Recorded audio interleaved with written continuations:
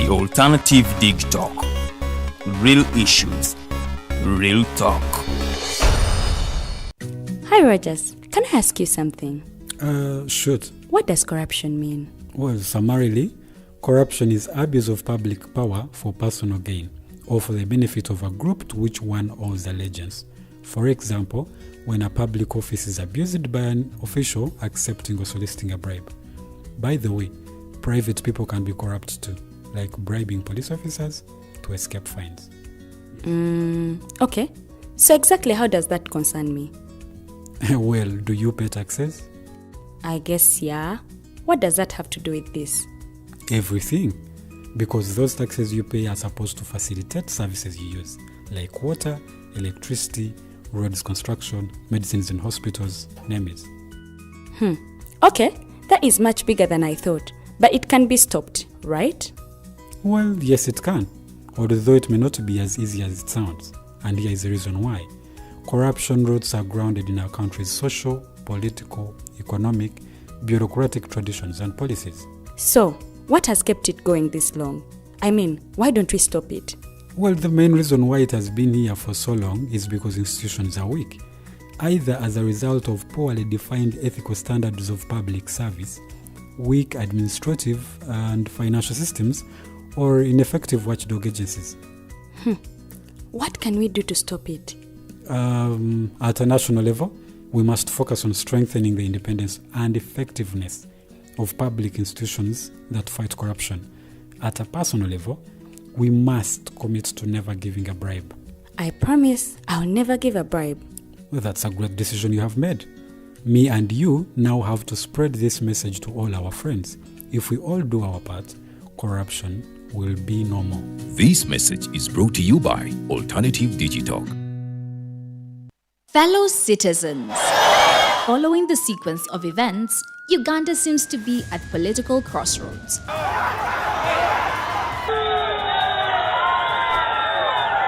I'm not a servant of anybody.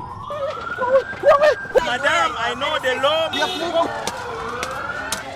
As such, Alternative Digital brings you the Interface Show with retired Colonel Dr. Kiza Besuje. Let's keep on the same page on Alternative Digitalk. As he gives you the alternatives on the transition question, rule of law, human rights and freedom, youth inclusion in governance, economic stagnation, as he confirms. I'll be always here, Saturday from 10 a.m. in the morning. Be there. Don't miss the live discussion on the Alternative Uganda, Digitalk TV Facebook pages, and the Alternative Uganda YouTube channel.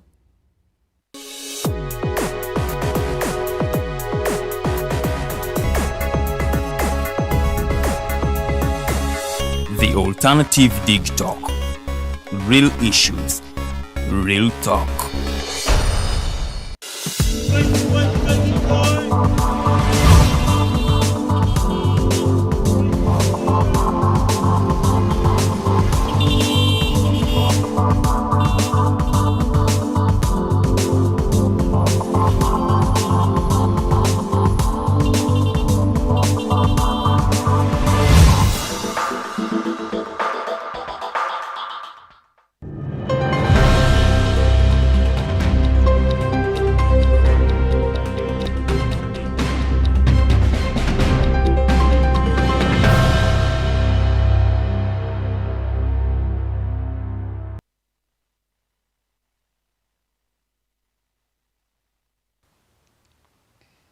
Mbaniriza ku the Alternative Digitalk amacha malungi abatukereddeko ate mukwano namwe abatwekuumiddeko njagala okubategeeza nti program gy'olabolaba Mighty Drive amanya Farid Bikobero so tunoonyaako ku Facebook we are live ku the Alternative Uganda Facebook page oba Digitalk TV ate nno munnange tunyumirwe wamu program yaffe ey'olunaku lwaleero akakuba kakedde ku munnange mukama akedde kutublessinga n'enkuba so nno tekuleetera obunafu ate n'otuuka ku mulimu leeti mukama ajja kubuuza gy'ayise oba ye enkuba tetonnyeeyo. So kirungi nnyo kubanga mu nnyumba yo tobulwamu ka raincoat n'omanya nti kajja kukuyambanga ku budde bw'enkuba. So oteekako buteesi n'ekikopo kyo kya caayi ogenda nakyo ku mulimu n'obeera ng'ate obunyogovu tebukosa nnyo n'ate ku mulimu n'otuukirayo mu budde omulimu guno ogusekiwalinga kubanga ate high rate of unemployment eri mu Uganda tewandyagadde kubeera ng'ofiirwa akalimu koba oyinawo kubanga abali ku street abaginoonya be bayitirivu. So nno kubanga ate oli akufayaringa ate na hayaringa eyo cost teri waggulu nnyo kubanga abanoonya emirimu bayitirivu. So it is very important okulaba nga ate mukwano okola kyonna ekisoboka okulaba nti okuuma omulimu gwo nga tegukuvudde mu ngalo. Kya buswavu nnyo kubanga bakugobye ku mulimu watuuse leeti manyi bagaba warning letters naye no waliwo ali willing okutuuka ku ogwo omulimu gwe gwotuuka ku ssaawa 2 nga ye agamba ne bangamba kutuuka 11 nja kutuuka naye nga nyina wengenda nenkola nenzija ka muwogo. So it is very important okubanga ate tukola nnyo kulaba nga emirimu gyaffe tegituva mu ngalo kubanga gye gituyimirizaawo gye gitubeezaawo. So munnange gwe akyali ewaka sambyako tukimanyi bulungi obudde bw'enkuba mu Kampala buleeta kajjaamu. So ogenda kubanga ogamba mukamaawo mbu munnange nanti jjaamu ne weebuuza ategedde jjaamu agenda kubeerayo lwaki tewakeddeko n'osobola otuuka ku mulimu gwo ng'obudde bukyali. Twanguweko tubeere productive ku mirimu gyaffe ate munnange mukamaawo abeere n'ensonga lwaki ayagala okusigaza ku mulimu gwaleme ku replace. Nga ngenda kubanga ate mpitako mu mawulire gaffe agabaddewo olunaku lw'eggulo awo no we naaba mmaliriza omumbejja luwedderirya nagenda kubanga aneegattako ate nno nga tunyumyamuko mu bintu ebigenda mu maaso mu ggwanga lyattu Uganda. Olunaku lw'eggulo Parliament yapeyinze tobit erireeti Charles Okello Engola minisito ye yakubwa amasasi bodegaddi we ku Tuesday ewedde era ababaka bangi babadde nga bamwogerako ebirungi weewaawo n'abalala bavuddeyo ne basaba public okubanga ate erekeraawo okubanga celebratinga okufa kw'abantu naye nga bategeeza nti it is not part of our culture kiraga obutali bugunjufu ate n'okubulwa empisa mu bantu. Era bano bavuddeyo ne bakisimbako ese ne bagamba nti abantu okubanga okusinziira ku mukulu yakiikiridde amagye ga Uganda tegeezeza nti okubanga nti abantu bavaayo ne bacelebrating okufa kw'omuntu kiraga insensitivity eri mu bantu ensangi zino nti waliyo abakungubaga ate gw'osanyuka ate nga nange sikikkiririzaamu ekintu ekyo. Ffe tugamba omufu tabeera na musango ne bw'aba yakusobezza omusonyi w'ebyamusobako kubanga wano ku nsi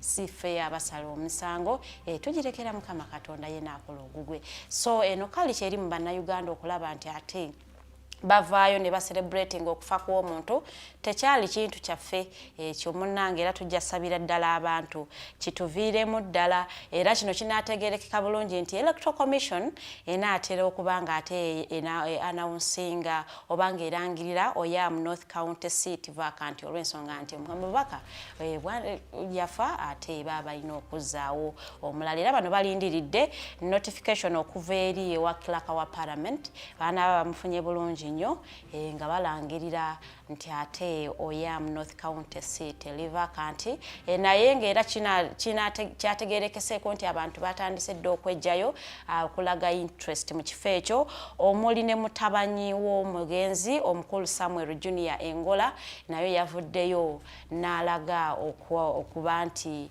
yandyagadde addire taata we mu bigere okuba ng'akiikirira ekitundu kya Oyam North County. N'abalala bangi nnyo abavuddeyo ne balaga interest okulaba nti ate nabo baagala okuba nga bareplacinga ekifo kino omukulu ono minisita kye yabadde akiikirira. Neera akulira oludda oluvuganya government omukulu Mpuuga Honorable Mpuuga yavuddeyo n'abuuza n'agamba Speaker of Parliament asobole okuvaayo banokole okunoonyereza bategeere mundu z'abaani zino ezigenda nga zitta bannayuganda ziva mu mikono gy'abaani kubanga bo bakkiriza nti ate buli mundu eyingira Uganda ebeera registered serial numbers zaabwe naye nti ate abantu bafudde bangi nnyo naye nga ku bantu abattiddwa n'emmundu teriyo muntu yakwatiddwa nga kikakasiza bulungi nti yali omu ku batemu era nga bagamba lwaki abatemu bano tebakwatibwa. So no yavuddeyo n'asaba speaker wa parliament babeere nga basobola okukola okunoonyereza kugende mu maaso basobola okwidentifyinga host gun ziri mu kutta bannayuganda ate ensangi zino nga tuvuddeko sides eyo. Era police yavuddeyo netegeeza nti beetaagayo ssente okwongera cameras ku nguudo z'omu kibuga Kampala okulaba nga ate bakabinga crime. Era bano bategeezezza nti basaba obuwumbi 500 billions ne baprocuringa cameras, CCTV cameras 5,700. Baprocuringa 5,700 CCTV cameras. Cameras oku nguudo naddala mu kibuga Kampala. Naye era bano ne bagamba nti beetaaga mo 5,000 cameras okulaba nti ate buli kubo liriko kamera nti osanga banasobola okwata abantu abatemba. Nero ndo omukulu Yusuf Sewanyana nga ye director wa police wa ICT ya police yavudde nategeeza nti ebbanga oba distance eri ku cameras zino eri ya 2 kilometers okuva ku kamera emu okutuuka ku ndala. Era nategeeza nti amakubo agamu agava ku main road okudda kati nga gye batidde omukulu Ismail Alexis nategeeza nti eyo yo tebasobola tekayo cameras kubanga ate zaali tezimala nti era mpozi abantu ab'ebikomera byabwe ababa basobodde okuteeka cameras ku mayumba gaabwe b'ebizimbe. Nono nategeeza nti bajja kwetagayo mo 5,000 cameras okulaba nti ate n'obwo obukubokubo obutonotono babuteekako cameras. Era ne bagamba nti bajja kukolera wamu ne KCCA okulaba nti ate nabo bateeka lights ku makubo okusobola nti okusobozesa kamera okukwata ekifaananyi ekiri kiriya bulungi. Era bano ne bagamba nti abantu nabo ne basaba abantu babeere bulindaala nti bw'olaba omuntu gwe weekengedde omuntu gw'otategeera bulungi nnyo ng'ali mu kitundu kyo weekubirira enduulu gende ewa kyeyamaani. Etegeeza poliisi buli we weekengera omuntu tekitegeeza nti bagenda kumukwata bwana ba innocent bajja mmuta. Yamba poliisi ne poliisi ekuyambe. Kinajjukirwa nti ku lunaku olwokutaano olwawedde Constitutional Court yavaayo n'esazaamu oba ne nullifyinga Narcotic Drugs and Substance Act ya 2015. Era bano ne bagamba nti eyo yo tekyakola wano mu Uganda. Ne police olunaku lw'eggulo yavuddeyo netegeeza nti yadde nga Constitutional Court yasazaamu act eyo bo bagenda kubanga ate batambulira ku act ya National Drug Authority kubanga yo ekyagenda mu maaso eraga nti it is illegal for consumption and possession of drugs. Era bano bategeezezza nti gwe banaasanga ng'okozesa ebiragalalagala obanga bwe banakubikusanga nabyo munnaye poliisi egenda kukwata ekuvunaanire mu National Drug Authority Act eyo egaana abantu okubeera nga ate babeera n'ebiragalalagala obanga babikozesa. Naawe alima bategeezezza nti Section 49 of the National Drug Authority nayo egaanira ddala omuntu okubanga ate olima ebiragalalagala ebyo marijuana munnaye bakusanga ng'obiina ewakaawo mu nnimiro yo naawe poliisi yategeezezza nti ogenda kukwatibwa ate ovunaanibwe okolebweko ng'amateeka yegalagirwa. Era bano ne bavaayo ne bagamba nti bajja kukolera ddala ekisoboka okulaba nga bakendeeza substance abuse mu Uganda wano naddala ekyasinze okuba nga ate egendera ddala waggulu mu bavubuka nti olw'ensonga nti abavubuka tebakyalina mirimu gya kukola ate baddidde okubanga bakozesa ebiragalalagala okubamalako stress ndowooza. Era n'agamba nti bagenda kukolera ddala omulimu okulaba nga ate abantu abali mu kulima enjaga abagisuubula n'abagikozesa mwena mujja kukwatibwa mukolebweko ng'amateeka bwegalagirwa. Nono olunaku lwaleero natambulidde mu mawulire ga poliisi okulaba nti ate munaye twekuumira ku peegi yemu osobola okumanya peegi poliisi kweri naawe n'obeera nga ate otambulira mu mateeka oleme kukwatibwa. Era bano baavuddeyo ne bawera ngamba aba Uganda Police ne bagamba nti tebagenda kukkiriza kubeera nga ate bana abantu abatakkiriziganya oba ba activists okulaba nga bakola illegal assemblies oba nga bateekawo okwekalakaasa okutali mu mateeka. Omukulu Fred Enanga ng'ono police spokesperson wa police US police spokesperson yavudde n'ategeeza nti abantu bonna ba organizers abagala okutegeka okwekalakaasa okwemirembe okwekusingira ddala yavudde n'ategeeza nti bo yabagamba nti balina okuba nga babategeezaako nga wabula ennaku nga kale nga wiiki era nga ono n'atugamba nti balina n'okubategeeza olunaku lwe baagala okwekalakaasa babategeeze time babawe details of the organizers ba organizers be baani mukolerawa lwaki mwagala okwekalakaasa babawe location okwekalakaasa kuno we kugenda okubeera babawe consent of the venue owners nti ate munange tugenda kubeera ku Hotel Africana muweeyo consent okuva mu administration ya Hotel Africana ntubakkiriza bakolere wano okulaga obutali bumativu bwabwe bawe ne number of people bemusuubira bagenda okubeera part of that peaceful demonstration mubawe ne purpose of the demonstration era n'ategeeza nti ekyo bwe kitakolebwa bajja kubanga ate babakwata muvunaanibwe obutagoberera mateeka era n'ategeezaako nti wabaddewo okwekalakaasa okubadde kutegekebwa nga kuno nno bakutamiinze Uganda economic protest era nga kwasuubirwa okubeerawo ku Monday ya weekend eno naye era ono yategeezezza nti in the wee hours of Monday morning bavaayo ne bakwata ba organizers abaali bekukumye mu sides ey'Elugala ne Bwayise ne bakwatibwa kinono kyekyalemesa protest zino okugenda mu maaso era ono yategeezezza nti bano olw'okuba nti babanyigiriza obanga baba interrogating bavuddeyo ne bawa details ezabadde zirime okubeera mu protest omuli okwokya emmotoka eziri packed ku police stations okubanga bablocking amakubo bakozinga traffic ate ono yategeezezaako nti muno babadde bategese n'okubba businesses eziri mu bitundu mwe babadde bagenda okukolera ate okwekalakaasa kuno era n'ategeeza nti era abalala 7 nabo bakwatibwa sides eri Wakiso nga nabo baali ku kintu kyekimu nga bagala ate kutegeka kwekalakaasa kwe baataminga Uganda economic protest kuno n'okwekalakaasa tekwasobodde kubeerawo olw'ensonga nti ndowooza aba organizers information ne bagireleasinga mangu police n'egitegeera n'ate ne police ne bagwamu ne batasobola kubanga ate bakolawo kwekalakaasa kuno akati agava sides eri mu UAE specifically Abu B Uganda no munange olowooza teyakutte gold medal ey'okubanga ate itwalidde ekifo ekisooka kubanga we are the best destination ya investment era omukyala Honorable Anite yavuddeyo na celebrating abanne aba Uganda Investment Authority n'abagamba this is our win, this is a win for Uganda.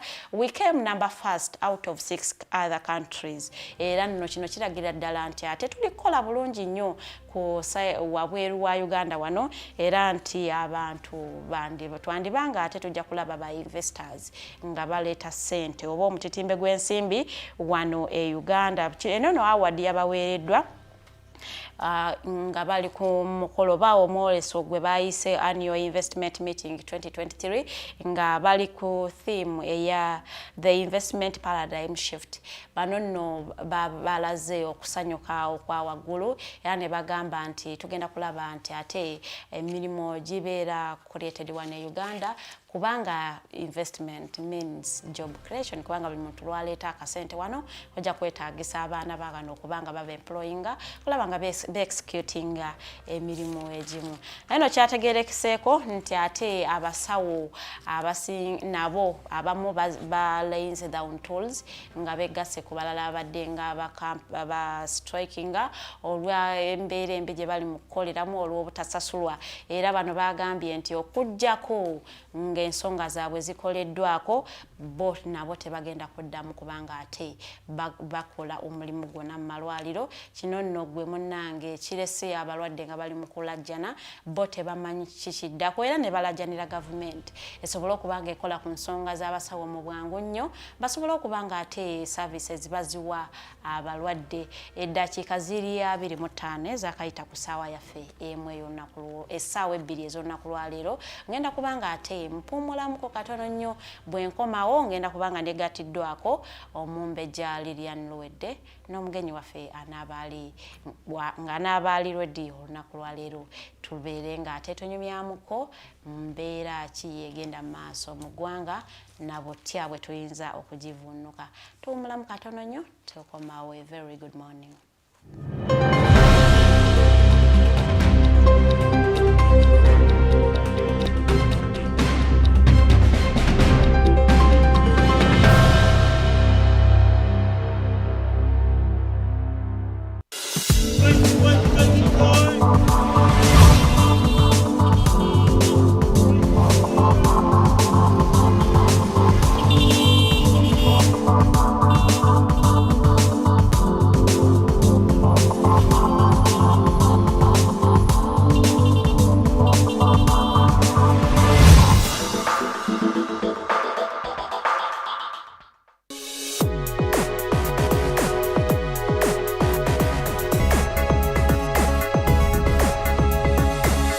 The Alternative Digitalk.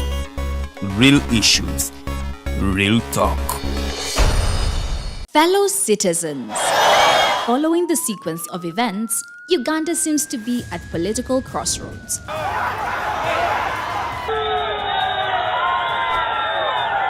I'm not a servant of anybody. Madam, I know the law.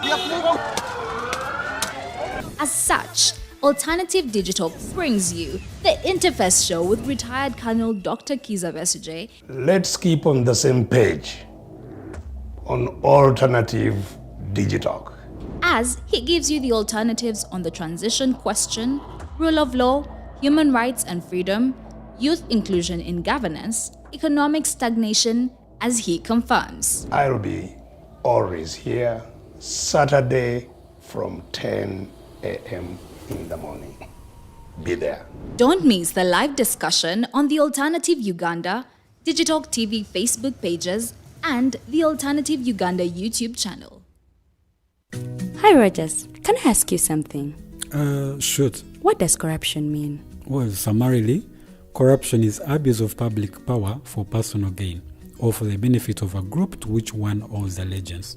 For example, when a public office is abused by an official accepting or soliciting a bribe.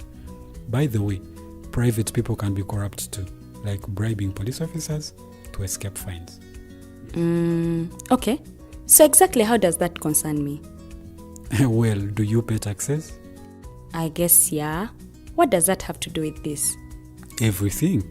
Because those taxes you pay are supposed to facilitate services you use, like water, electricity, roads construction, medicines in hospitals, name it.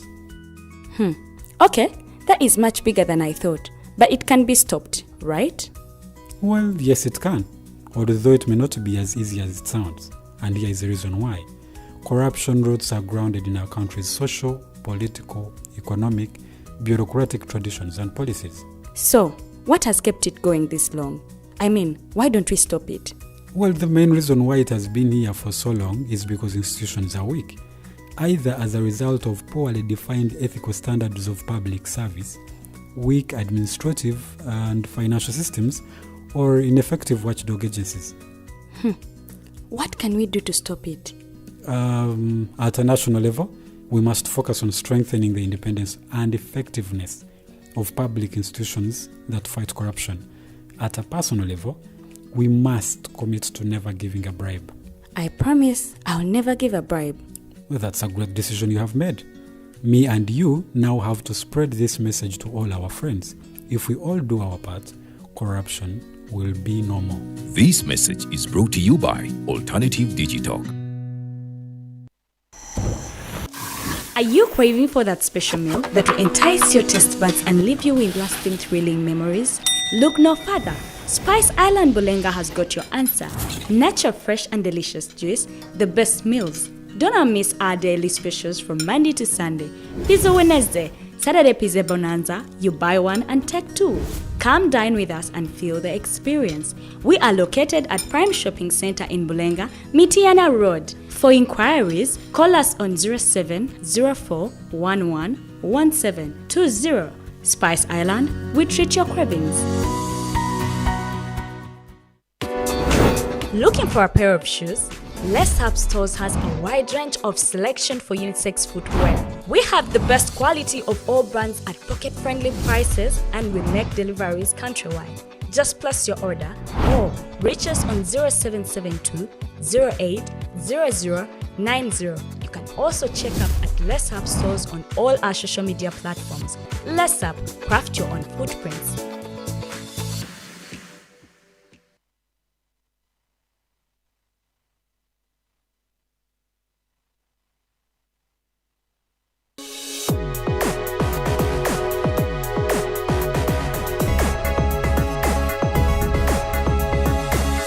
The Alternative Digitalk.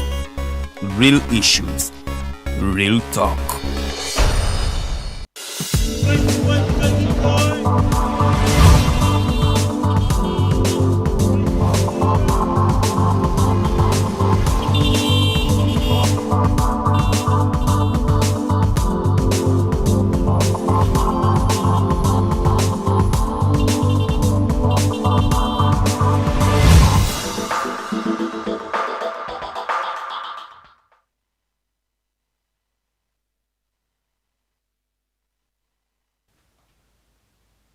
Tukulikeeyo mukuwummulamuko kyali ku Mighty Drive omumbejja luwedderiryanyi yannegaseeko dda tugenda kanga ate munnaye tunyumyamuko gwembeera ogiraba otya sayidi zeeyo gy'oli munnange ebintu obiraba otya olowooza gavumenti yali kuyambye etya ate naawe waliyambye otya gavumenti tuleme okugamba gavumenti etuyambe ng'ate munnange naawe emirimu gy'olina okukola ogimanyi naye nga tolina bw'okolera nga gavumenti bw'ekuyamba munnange naawe olina okuba nga ate weekolamu omulimu okulaba nga ate oyamba gavumenti weekolemu omulimu naddala gwe anoonya genda okole gwe munnange gondera amateeka agaliwo ge bagamba gondera gavumenti eriko gy'oyagala ekusange ng'oli mulamu bw'onaaba togondedde gavumenti eriko mukwano siko zigana amasasi agali mu kuyitingana gandi kutwala so it is very important okubeera nga tugondera gavumenti eriko ate munaye gye twagala oba gye tusabirira oba gye tuloota zitusange nga tuli balamu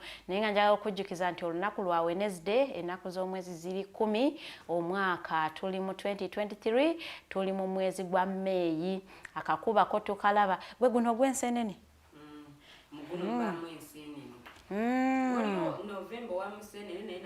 gubaamu ensenene zeye enkuba eno nnabuzirabako mu kibuga saakibuuza kubanga namanya za bbeeyi neŋŋamba kasooke neŋŋamba kasooke tuzirekeko neŋŋamba nze kansooke nzireke bwe ziweraawerako ekikopo ekyatandikira ku mutwalo kikkakkana paka nga ku kakaaga efe awo munnange abaavu ba gavumenti eno naffe nanti mweno gavumenti mulimu abalina akasente nga ne bwe kinaabeera kyetaano bagenda kigula tuli mu nsi nga abalina ate nga atalina tolina bya ddala kituufu yensi gye tuwanga nga tolina ne bw'owaaniriza oli alina nga supeesi nnene nnyo tolina omuntu akuleka mailo kyagamba nti yakulese mailo 8 nga yakulekera ddala ne bw'ogezaagezaako nali wano ne omukulu w'Ediga Mafyu nga ngamba mbu okuzaalibwa mu Uganda n'okulira n'osomeramu it should be added on our CV. I was born in Uganda. I have studied here. I have never at any one point left here my entire life. Exactly. Ngabotyo bojiwandika ku CV. Ku CV. Wow. Kyekino okusooka wali personal qualities. Qualifications. Living in a difficult environment. The country you are living in nange sijitegeera gira nembuzabuzamu olumu nenjitegeera tuddukira ku speed ya waggulu nnyo mawulire gakyuka buli kadde bucha ku machanga mulina eggulire eddala ne buwungeera actually ne buziba nga amawulire ate getwogerako maki malala nnyo nje buvuddeko awo twali ku nsonga y'amabaati tugiremeddeko naye wenjogerera kati ensonga ze tuliko ndala nanti kati bakuba bodyguard we yakuba minister story n'ekyuka ate minister ate muna kyetuvuddeko tetukiddako minister bw'amala okufa kale minister tugenda kusigala nga tumwogerako kwati bana bakumuziika naye bwe tuva ku minister awo tuddako ono blogger ate emboozi n'ekyukira ddala nnyo kati ly'eggwanga lye tulimu naye nga mwasuze mutya wasuze otya Omumbejja Farida nasuze bulungi lwakuba nti bwe ziweza essaawa 12 ne ngamba mukama enkuba eno lwaki tewagituwadde ku nnyeeza ekiro nagiwulidde ku ssaawa 10:40 ng'ebuguma awo ebuguma eteekateeka okuyiwa amazzi neegayiwa ng'obudde bunaatera okukya nze wagiwuliridde ng'ebuguma sayinizi ezaalaze nga waliwo okubwatuka kw'eggulu polampola ebbugumu lingi nemmanya olw'ekitali kituufu oli w'ebuddu w'emawokota w'ebulemeezi yewafu bamusaza lya Ssaabasajja Kabaka ery'ebulemeezi mwewe mutya enkuba mugirabira ku bubonero waliwo obubonero obulaga ebadde erudde okutonnya naye olunaku olw'eggulo ebbugumu lyabadde lingi ekiro tewaliwulidde sijjukira Farida naye wamma mbabuulire ebbugumu lyabadde lingi abaaliwulidde mwaliwulidde ng'akamu akabonero akabadde kalaga nti enkuba nti enkuba eyinza otonya kuba kati guno omwezi gwe tulimu enkuba tugisuubira at any point Roger simanyi lwaki aseka naye enkuba tugisuubira at any point ekitegeeza mwabaalabanga nti eno enkuba eneetonya nga muyina omukolo ne mugigira tugigema tukeera okugigema ate alinnye mu kiyungu mbu gwe bagamba mbu akwate simanyi mpekeza bujjanjabi manya nazisuula mu kyoto bwe bityo aye nno munaye nno gwe obaddeyo bimanyi ebyo ebintu ffe nno tubeera n'ebintu byaffe naddala ab'ebulemeezi no sara Farida musekera ensonga eno nze nkwanadde nagiwulidde nemmanya nti eyinza okutonya naye nga nsaba tetonya ku makya munaye nze ngiwulidde ku 12 nganda betandi actually netonya nga bwenyumirwa otulo bwennezaako bwesirika bweddamu naye gwali eyo ndoza naawe akakuba mukafunyi abalimi kakati be basanyufu okutibwa kw'omukulu Ismail Access kwaleese okutya mu babloga kituufu ekyo omanyi kati omuntu bw'afa watandika okubeerawo details ezifuluma kusinziira ku mukulu Bruno K yavaayo n'agamba nti balina program nga balina bali storm eyavudde Dubai gwe balina okusisinkana ng'abagambye ajja bbawamu ekigulu Barista Timo mukakati Barista Timo ye yakubira Isma esimu n'amugamba nindaako awo nzija n'atajja Barista Timo oyo kikyanaku nnyo nti yatuuka e Uganda gy'azaalibwa n'asula mu hotel kakati nno ye agamba mu njogera ye mbu nno baamukubira essimu Isima yamukubira essimu n'amugamba nze nkulinze totuuka ngenze mbu ye n'amugamba nti okay tujja sisinkana olunaku lw'enkya naye ekyaleseewo questions nti ate Barista Timo we yategeera nti Isima akubiddwa amasasi n'afunirawo amangu aga emergency flight n'alinnya n'adda e Dubai kireetawo ebibuuzo bingi nnyo mbadde mmanyi akyalimu that very night yafuna emergency flight n'alinnya n'addayo e Dubai emergency flight kakati omuntu webamubuuza webabuuliza gwe lwaki wasobola okufuna emergency flight either nga wabuukinga nga omanyi nti ojja kukola mulimu gwe oddeyo obanga waliwo ekirala kubanga gwe ozze okulaba mukwano gwo omuli emuddina ate bw'owulira nti atiddwa lwaki oba olinnya n'oddayo n'otamuziika yabadde waplayinga bu audios agamba nga oli amugamba tusinkanye lwaleero naye tujja sinkana enkya buladi ekawungeezi twetaaga tutuule esimala tunyumyemu manya tukole ki kati nesibitegeera ate kati ekyogambye nti yazzeeyo yalinnya that very night omukulu Isima lwakubwa amasasi in fact bwaba bamukuba ku 3 ye ku 5 yali mu nyonyi yali mu Uganda Airlines ngaddayo Dubai. It brings a lot of questions. Kubanga wayagadde okumiitinga omuntu omu. Gwe kennyini wamukubidde essimu na parking emunyonyo kanga agamba nti Isma ya parking for like kukubo for like a full hour nga ina gwalinda gwayogeraziganya naye ku ssimu naye nga tatuuka.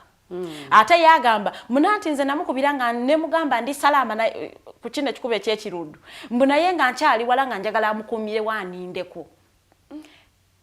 Ate sometimes si kirungi kwogera nnyo. olw'ensonga nti bantu bangi abayogera ne Isma that day lwaki gwe Timo gwavaayo okwewozaako why are you explaining to the public it raises a lot of questions enfa yereeta ebibuuzo bingi nnyo era tetunaba kumanya we are not saying nti yali mu setup naye omuntu yeebuuza kiki ekyakulinyisa ennyonyi nodde Dubai notaziika mukwano gwe wali ozza okulya naye okulabako yes ate nga mubadde ne program bulungi nnyo gwe kenyini n'omulinza kubanga yagamba mbona nti natuka ewaka neneebakamu oto ne tuntwala nga tubadde ne program munezuuku kaleeti you know his story nga bw'aginyumya erimu loopholes nnyingi nnyo era yoyo poliisi omukulu Fred Enanga gwe yagambye nti gwe banoonya naye bamunoonya yafuluma dda Uganda ali Dubai ali Dubai gwe banoonya oyo gwe bagamba nti yakubira Ismail is one of the last people abayogera ne Ismail abayogera naye poliisi katugireko ekola okunoonyereza kwayo naye ebibuuzo bingi nnyo ebyebuuzibwa olunaku lw'eggulo nga ntambula ku social media okwo nagenze nendaba waliwo omuntu omu simanyi oba yaani nenze ekifaananyi nakisanze nga yakwata emmotoka oba vaani y'omugenzi kati n'agikuba like n'agisaakulinga wonna awaayita amasasi kati ng'abuuza ekibuuzo kino drive ono yali aliraki like mukama amwagala nnyo ku salino okuba nti tayinaako yadde driver yagamba mbu ye yakawansi wa steering akayitako like ne balaga ebituli by'amasasi wonna we gaayita naye engeri gye kiri nti ali mikono gya poliisi ye mu kwogera kwe driver agamba yewe yawulira amasasi nakawansi wa steering ambi mukama akyamwagala era akyamubiseeko akasubi kireeta ebibuuzo bingi nnyo kubanga bw'otunuulira emmotoka we yapaakinga waliwo ka distance ne gate ya Ichuli apartment ye kati weebuuza lwaki baali bapaakinga in between because emmotoka we baagikubira amasasi we yali eyimiridde because yali tetambula waliwoko ka distance okutuuka ku gate gye baali balina okuyingira yingiza Ichuli ku apartment ye so kati omuntu weyeebuuliza why was the driver parking around there at that point there are a lot of questions ebitategeerekeka kituufu naye akagereka kiri nti poliisi eri mukola okunoonyereza nalabyeko ndowooza amawulire nnaku ntono nnyo emabega nga taata w'omugenzi agamba tagenda kukola statement yonna naye nga lwaki bwe yagenze waka okunona ebintu bya mutabani we ne bamugamba asooka akole statement nti ki nti nze amuzaala simanyi bulungi ne bamugambye asooka akole statement ndowooza kufa kwa mutabani we yasembadde okumuwuliza ndowooza ebintu ng'ebyo naye nga lwaki muzeeyi yalikoze statement in the first place era naye n'agamba tagenda kubaako statement yonna yonna gy'akola ebintu byabadde anona bya mutabani we buli omu akimanyi nti ye taata waani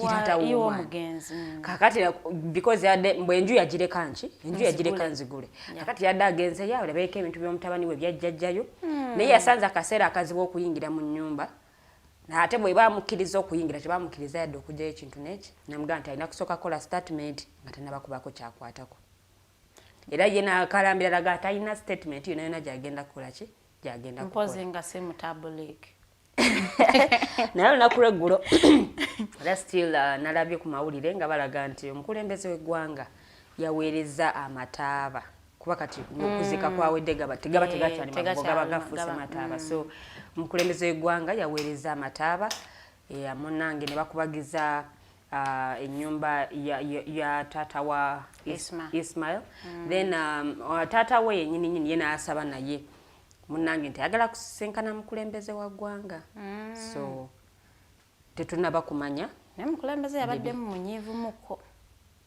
statement ye nange yadde mukambwemu bw'abanga omuntu critique then ate kiba kyetaagisa kumutta gwe vaayo ow'esayidi yo otegeeze nti ekintu kiri bwekiti ne bwekiti naye ng'omuntu tomugye mu bulamu bwansi naye nga statement ze yakozeseza kale zaatera ng'okukozesa ku buli kufa okubeerangawo we shall get those pigs tomanya ku luno bayinza obbafuna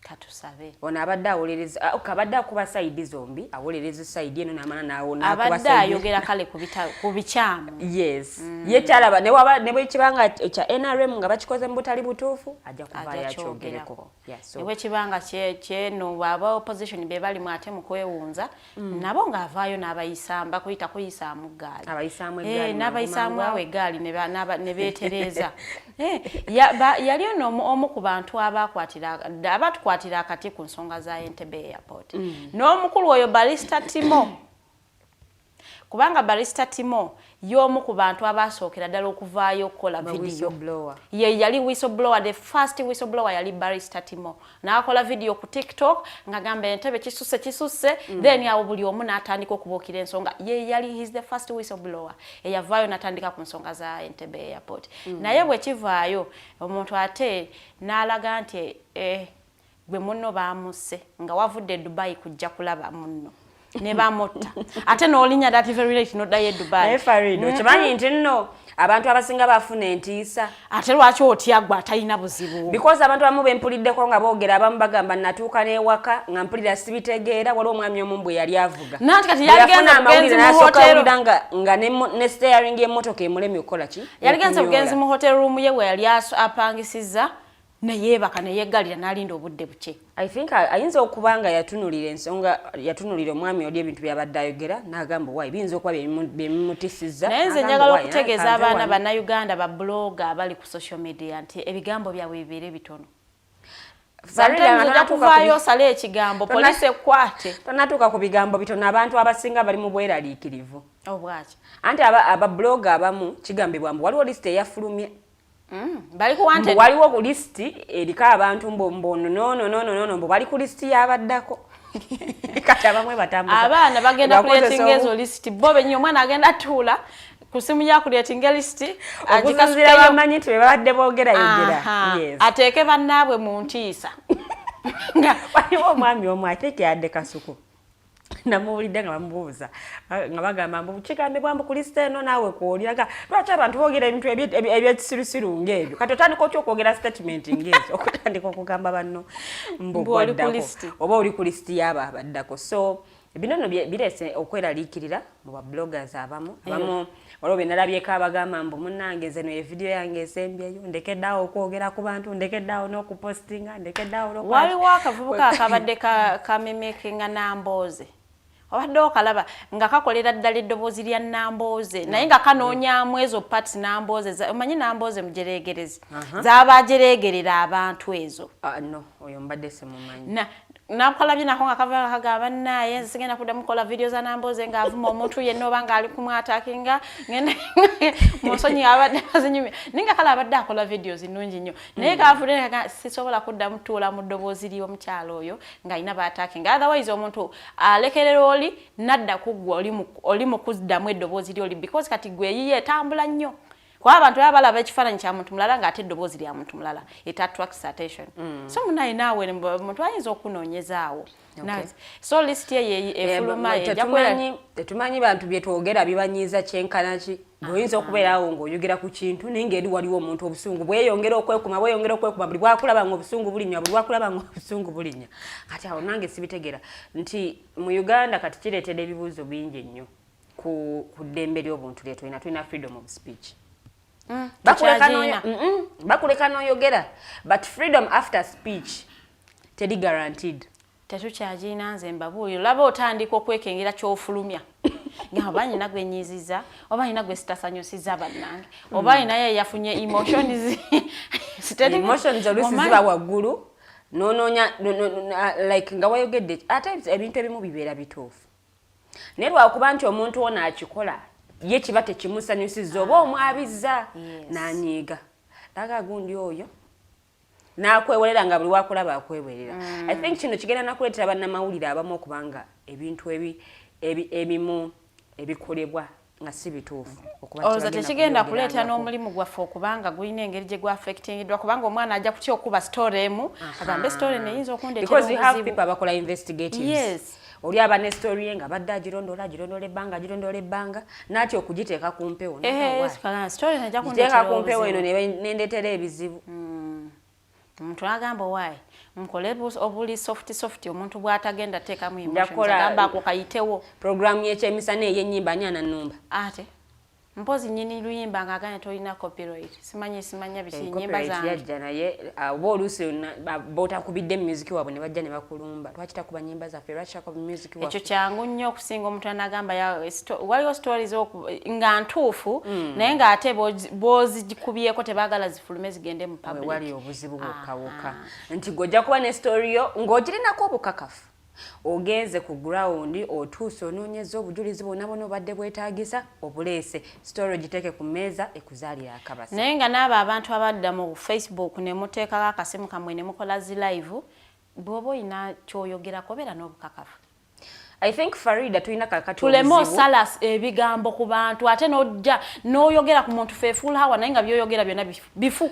Anti kati propaganda bo bwe bakitwalira nti oli ayagala likes ne numbers ayagala page yeekule n'agamba muntu kyali controversial saawa zino gwe nnyinza okubuukira n'abaako gwabuukira bananoonya story eriko essaawa ojja kubuukira omuntu atasobola kwefuga bw'atyo Kasuku bwe baamukuba ebikonde mu studio ng'alumbye Eddie Kenzo osalako awo omuntu ekigambo n'akukuba kakati ennaku zino si bya bikonde bya masasi omuntu akubisaamu essasi ate tebawoninga n'ogamba oti nze nanti luli nagambi naye nga kale oba singa baamukuba essasi mu kugulu ne bamulaga nti osobola okutta naye yeebadde sigino kyali baddeko kalekale ennaku zino tebawoninga omuntu akugjawo genda oyasamire mu ttaka nga bwe yali akigamba munne bwe buzibu obuliwo so nze ngamba nti bw'oba olina story ng'olaba threatening obulamu bw'omukwano there is no story that is worth your life gireke egende omanyi balina quotes zino ze batandise okwotinga mbu ayogera afa n'atayogera afa kaneme okwogera kale ffenna tufe naye ffenna tulina engeri gye tugenda ofaamu ey'enjawulo ate batuga cowards live longer kati buli omu coward at this point everyone is a coward. I'm being honest with you. By the way, shooting eyo bwe yaliwo ku Lwomukaaga abantu abasooka okuwulira amawulire buli omu yannyogogera we yali abamu bawulira stories nga uli akugana kankana mu lubuto nenkankana amagulu nzenna abamu naga nti natyo okwebaka mu nnyumba okiwulidde ng'otya n'ekisiikirize kyo bw'okiraba bw'otyo ojjula okudduka emisinde nze saabagamba nafuna mwendowooza endala ku nnyumba mwensula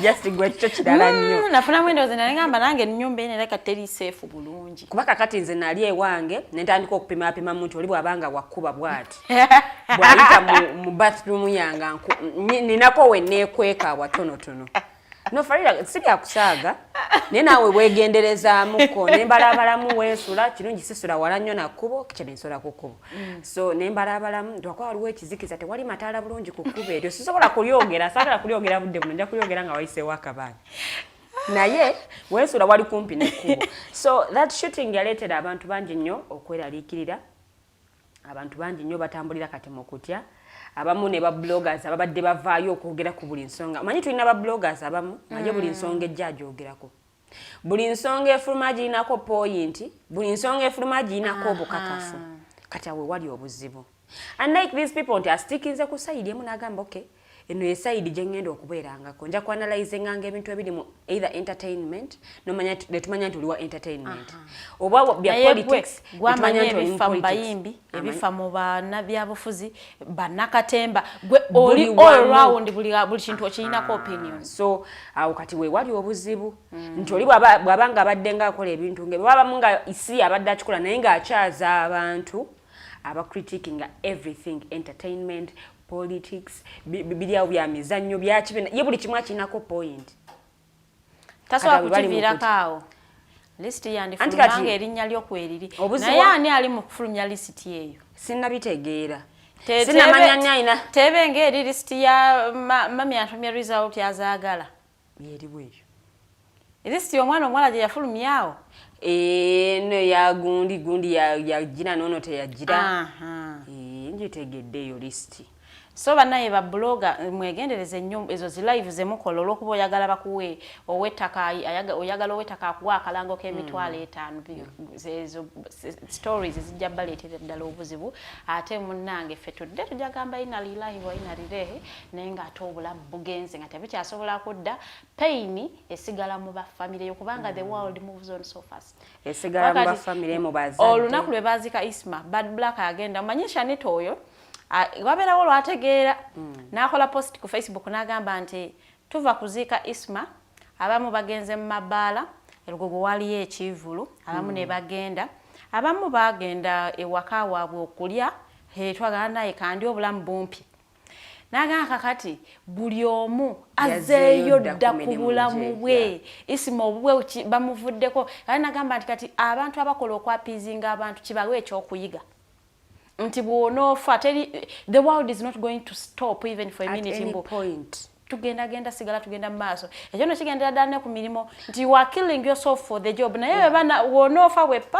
the next day they will announce a job vacancy. No, they will not even announce. Baba kulabye nti ofudde bennyini be bajja. Ko bamanyi nti oli yafudde. Kati oli ajjanga akakasa. Oba aba mu organization mwennyini baba atandise dogamba ba mikwano gyabwe baganda baabwe. Kati owa procurement waffe yafudde osobola okujjona wa applying. Naye wootuuka togamba nti omumanyi. Buzibu kujanga za kufanana. Akufanana wene okuva ku mutwe paka ku bigere. Abantu bafanagana bagamba mu nsi eno tulina y'abantu 7 abatufanana. You might find tebali mu nsi yozalirwa nenga die in the world nga bakufanana. Era waliwo abantu abamu abagasse ebifaananyi bagasse ekifaananyi kya tata w'omugenzi Isma ne bagatta ekifaananyi kya tata wa Nadduli ne bagatta ekifaananyi kya tata wa Kirumira nga buli bamu babakubanga olaba enyiike bali ku mitima n'ateekawo caption n'agamba kye bawulira nze nganze sisobola kukitegera naye bo bennyini bebakola ki bakimanyi so pain yesigala nnyo mu bantu bo.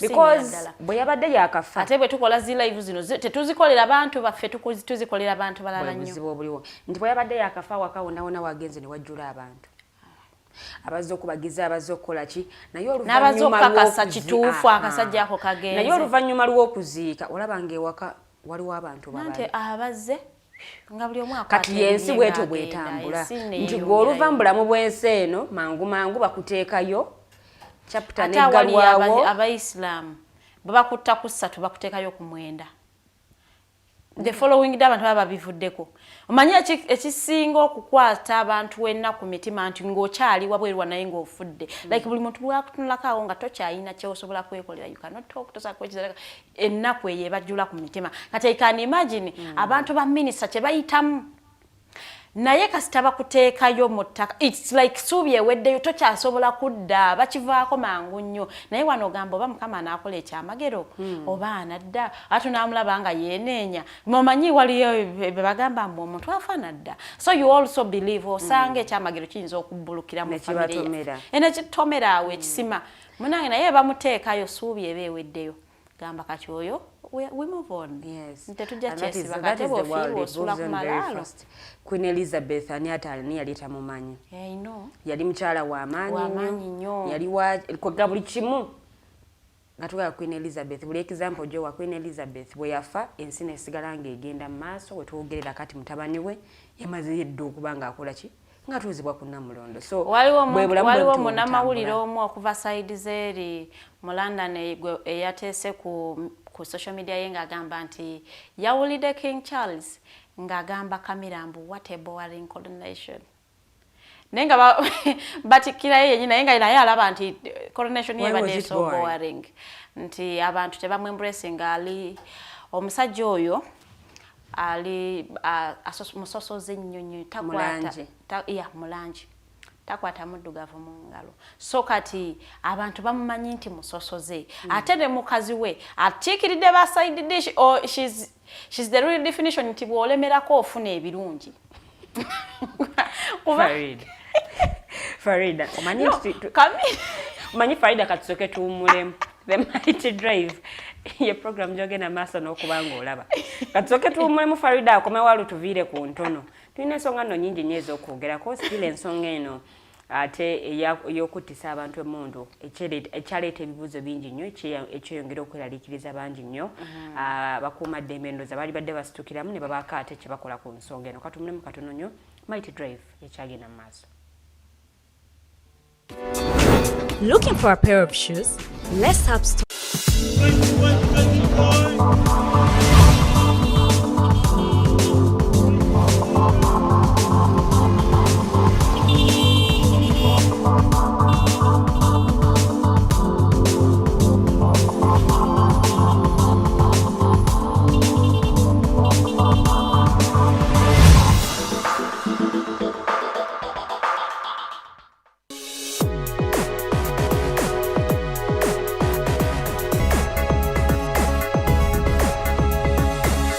The Alternative Digitalk. Real issues, real talk. Hi, Rogers. Can I ask you something? Shoot. What does corruption mean? Well, summarily, corruption is abuse of public power for personal gain or for the benefit of a group to which one owes allegiance. For example, when a public office is abused by an official accepting or soliciting a bribe. By the way, private people can be corrupt too, like bribing police officers to escape fines. Okay. So exactly how does that concern me? Well, do you pay taxes? I guess, yeah. What does that have to do with this? Everything. Because those taxes you pay are supposed to facilitate services you use, like water, electricity, roads construction, medicines in hospitals, name it. Okay, that is much bigger than I thought. But it can be stopped, right? Well, yes, it can. Although it may not be as easy as it sounds. And here is the reason why. Corruption roots are grounded in our country's social, political, economic, bureaucratic traditions and policies. So, what has kept it going this long? I mean, why don't we stop it? Well, the main reason why it has been here for so long is because institutions are weak, either as a result of poorly defined ethical standards of public service, weak administrative and financial systems, or ineffective watchdog agencies. What can we do to stop it? At a national level, we must focus on strengthening the independence and effectiveness of public institutions that fight corruption. At a personal level, we must commit to never giving a bribe. I promise I'll never give a bribe. Well, that's a great decision you have made. Me and you now have to spread this message to all our friends. If we all do our part, corruption will be no more. This message is brought to you by Alternative Digitalk. Looking for a pair of shoes? Let's Up Stores has a wide range of selection for unisex footwear. We have the best quality of all brands at pocket-friendly prices, and we make deliveries countrywide. Just place your order or reach us on 0772 08 0090. You can also check up at Let's Up Stores on all our social media platforms. Let's Up, craft your own footprints. Fellow citizens, following the sequence of events, Uganda seems to be at political crossroads.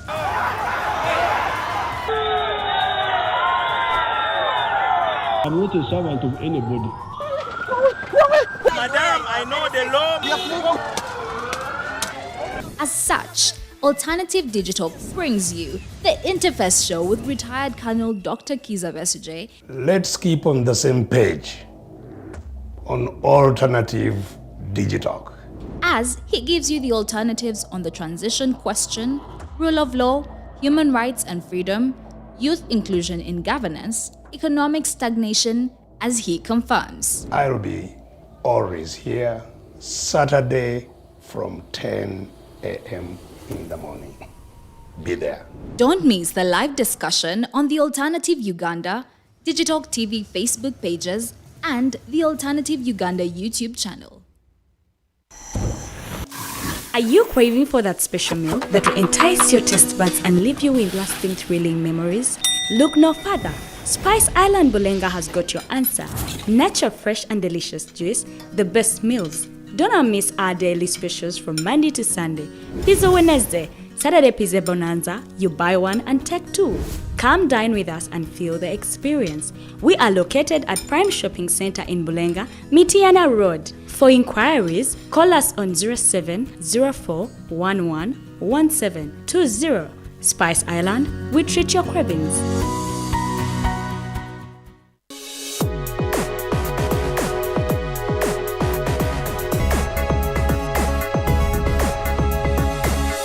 The Alternative Digitalk.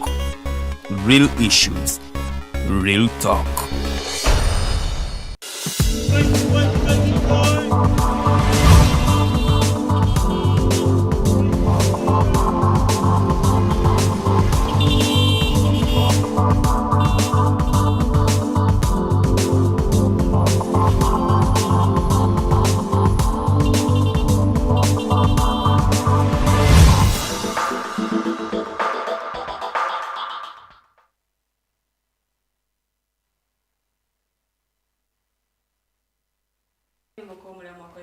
Drive program gyagenda maaso n'okuba ng'olaba nze omumbejja liwe Diridian ndi n'omumbejja Farida Bikobere mu studios tumaze okuba nga twegattibwako omukulu Norman Tumuhimbise y'ono National Coordinator wa The Alternative Social Movement. Tugenda kuba twogera ku nsonga ez'enjawulo, ensonga za security n'ebirala bingi nnyo naye nga tuli butereevu ku pages zaffe The Alternative Uganda ku Facebook amu ne Digitalk TV ate nga mundange kyenkusaba likinga pages zaffe tufollowing onyige ne notification button eyo nti buli lwetwera live obeera kitundu ku programs ennyingi zetulina. Ku YouTube tuli The Alternative Uganda, so nkusaba subscribing ku YouTube channel yaffe ate tusobole okuba nga tutambulira wamu onyige n'akadaako nti buli wateekayo video yonna oba show yonna ebeera uploaded ku YouTube naawe ate osobola okuba nga ojota buliro. Munnanga batulabira ku YouTube mwebale nnyo, mwebale ddala tetusobola kulema kubeebaza naye bambi kyemukola kyamaanyi nnyo. Waliwo aba complaining anti comments za YouTube munnange tetuzisoma naye obubaka butuuka era ne tubaako ate naffe bwe tuzidiscussing endolwakuba nti oluusi temumanya biki bitubeera tudiscussinze naye nga mumbejja Farida abadde akyatumalirayo emboozi eyo simanyi oba anaagimalayo obulungi naye omugenyi waffe kasooka tulamuseeko then ate tweyongereyo nesho y'olunaku olwaleero tusanyuse nnyo okulabako mukulu Norman. Bagamba batya mbu weebale amala ebintu naye ate nentasiima ebula agiwa kituufu nsiimye bwongerwa nti munkomezaawoko wano sirwa kuba nti nze mukugu kubanga nsekulira SFC oba poliisi ninaffe kubwa layman is reasoning sometimes tubamu naffe ate ebikugu byetumanyi byetusobola okubuusa bana babuguutanyi naye bakubi batereeza neyanzeege okuba nti bannayuganda mutulaba Tumuhimbise Norman gemanyi era gegakyali. Okay, tugenda kwogera ku nsonga ya security kubanga kati ennaku zino yekuta kati olowooza ate lwaki security eseemuko nti okuttibwa kugenze waggulu naddala okw'emundu. So kati yesterday twabadde wano n'omukyala Zerida Kakayi ye n'atuwa ate theory ye kusinziira ku mada zino ez'emirundi ebiri ezagenze mu maaso mu wiiki emu. Kakati twagala n'omukulu Norman naye atuwe ye nga bw'alaba ebintu alowooza okuttibwa kuno ani ali mukuta bannayuganda era kivudde kuki emmundu zino z'abaani like we will ask like Honorable Mpoga asked whose guns are killing Ugandans. So tugenda kubanga ate ye naye atuwa his side of the story ye nga bwe ekibitu bino bwali mu kubiraba tulaba ate munnange na butya bwalowooza bwe tuyinza okubanga embeera tugitereezaamu buli muntu n'anyumirwa Uganda. Ffe nno tukyali mu tukungubaga Ichuli tukungubaga ne minisita bonna bantu bakulu nnyo mu ggwanga linera baatuluma naye twagala otusiigire ekifaananyi otwawulire otuwe similarities eziri mu kufa kuno ate otuwe ne differences ne motives eyali mu kuttibwa mu kutta okw'abantu bano ababiri. Bantu mwenga mwagala kunteeka mu buzibu. Ekisooka ngenda kwogera nga munna-Uganda but also someone with some bit of not experience per se but some bit of knowledge about some of these things. Ekisooka kya byonna obutemu bwe budda ku mundu, and this is with due honesty and respect to whoever has lost their loved ones due to the abuse of guns. Kyekimu by the kunkulaakulana mu nsi kyekyo it is factual nti abantu batransitinga enkulaakulana mu nsi in criminality bakulaakulana okuva ku okutisa obutayimbwa kutuga kuyiira amazzi ga lweje acidi n'ebirala kati niba transiting anti criminality eba eva ku point A to point B. Kati ekyo kimu kyomanya nti kati agereke tuze mu mulembe gukulaakulanye awo kati ebyo by'osuubira. Ekyokubiri tuteekwa okwawula wakati wa murder ne assassination. Kyolwo mu mateeka newankubadde temuli musango wagamba muno musango gwa assassination era gwonna gusigala guli murder bubeera butemu naye ate obutemu babuwawulamu emirundi ebiri nti mubeeramu murder ne assassination. Murder omutemu yennyini abeera beneficiary wa kufa kwoyo gwasse singa abadde mubbi wa mundu ng'akunyagululako ssente n'akutta abeera direct beneficiary. Naye ate mu assassination omuntu bamuwa buwi kalimu najja n'akutta naye ng'akifunamu is a third party.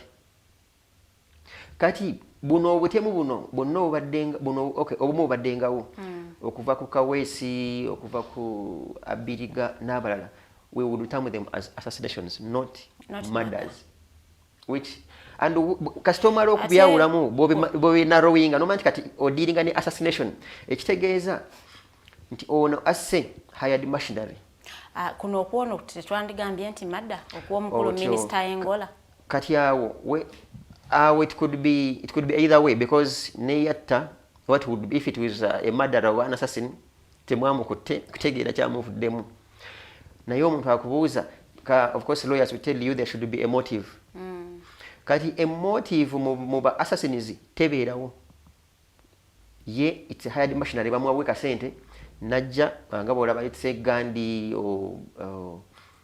bano ba Martin Luther nga omuno omuntu executing obutemu obwo taina direct benefits zafuna nga bwe nakugambye oli mu mpala za ttaka not omuntu obagwe oli direct beneficiary ntino ogenda funa ttaka lye bwa badde mukyala we musajja we nti botta omusajja bo omwami botwala abadde baawo abadde mukazi we eyebeera mada because there is a direct beneficiary owekyo kono omwami mitoba Ichuli isima I want to believe it's now an assassination but also to add okongera katono another ingredient of an assassination nti ebeera ekwata ku muntu amanyiddwa ayinza okubeera mu byabufuzi okupera munadini so kakati eba nkuba amasasi it is not an assassination kati gwe bisaki watu nganze omanyidwa Farid so it becomes a murder it depends they only assassinate public listen, Farida singa ottibwa olwabino byokola katugeze olina gwe walampye biki n'omukolokota mwedenga ziyano mubayisa mu gaali mubayisa mu motoka mubayisa mu gaali kati mubayisa mu gaali n'ottibwa nga waliwo yasasulidde obutemu bwo that becomes an assassination naye singa oyina ettaka ly'olwanira olina hiring omuntu olina hiring omuntu nanzita it is that remains an assassination naye singa oli akwettira directly it is murder it's a murder because abeera direct beneficiary wa ebyo byakutidde so that okay kati okugamba nti singa gavumenti zammwe za Africa zibeera nga ziri reasonable enough you narrow nomanya nti kati what are we dealing with an assassination we are dealing with a murder case kati kikuyamba kitya kikuyamba nti you narrow ba suspects boyinawo naye bw'okitwala nga oli mu bugutanyi era I have always told people kati government yaffe wano ya Uganda yasooka nebanga eyanguwa nedda mu kupapa kati ebugutana so everything that happens babugutana that's why this gentleman will come and say these pigs which kill people immediately okukubaita okubugutana because mu bugutanyi n'omwanguyi n'omupapi banjawulo abantu abasatu omuntu osobola okwanguwa naye nga toluzize focus ate okupapa n'okubugutana ate kati okupapa kuli wakiri kati okubugutana it's an extreme of okupapa nti ono mubugutanyi ajja kujja akwate essimu olumu agyerabire akwate ekisumulizo kya boda naye nga agenda kuvuga motoka oyo mubugutanyi naye songa omupapi yo omupapi asobola okuba nga ali kukuba naye nga apapa because obwangu obuyitiriddemuuko kati omubugutanyi ye aluzinga ne focus so government even when it is doing its investigations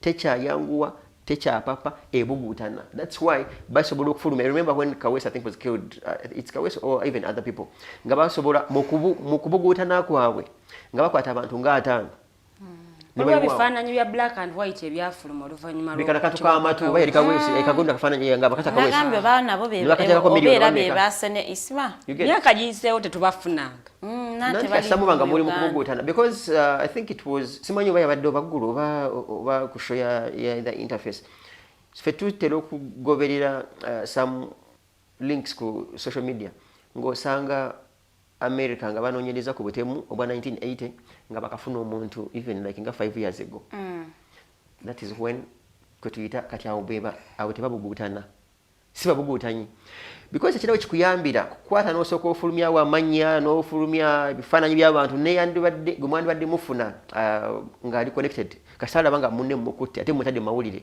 investigations wezifiira because literally when those days when I had some opportunity to have some bit of education on some of the related matters they would tell us that when you want to investigate anything, first of all, like in Uganda, there's what we call crime scene reconstruction.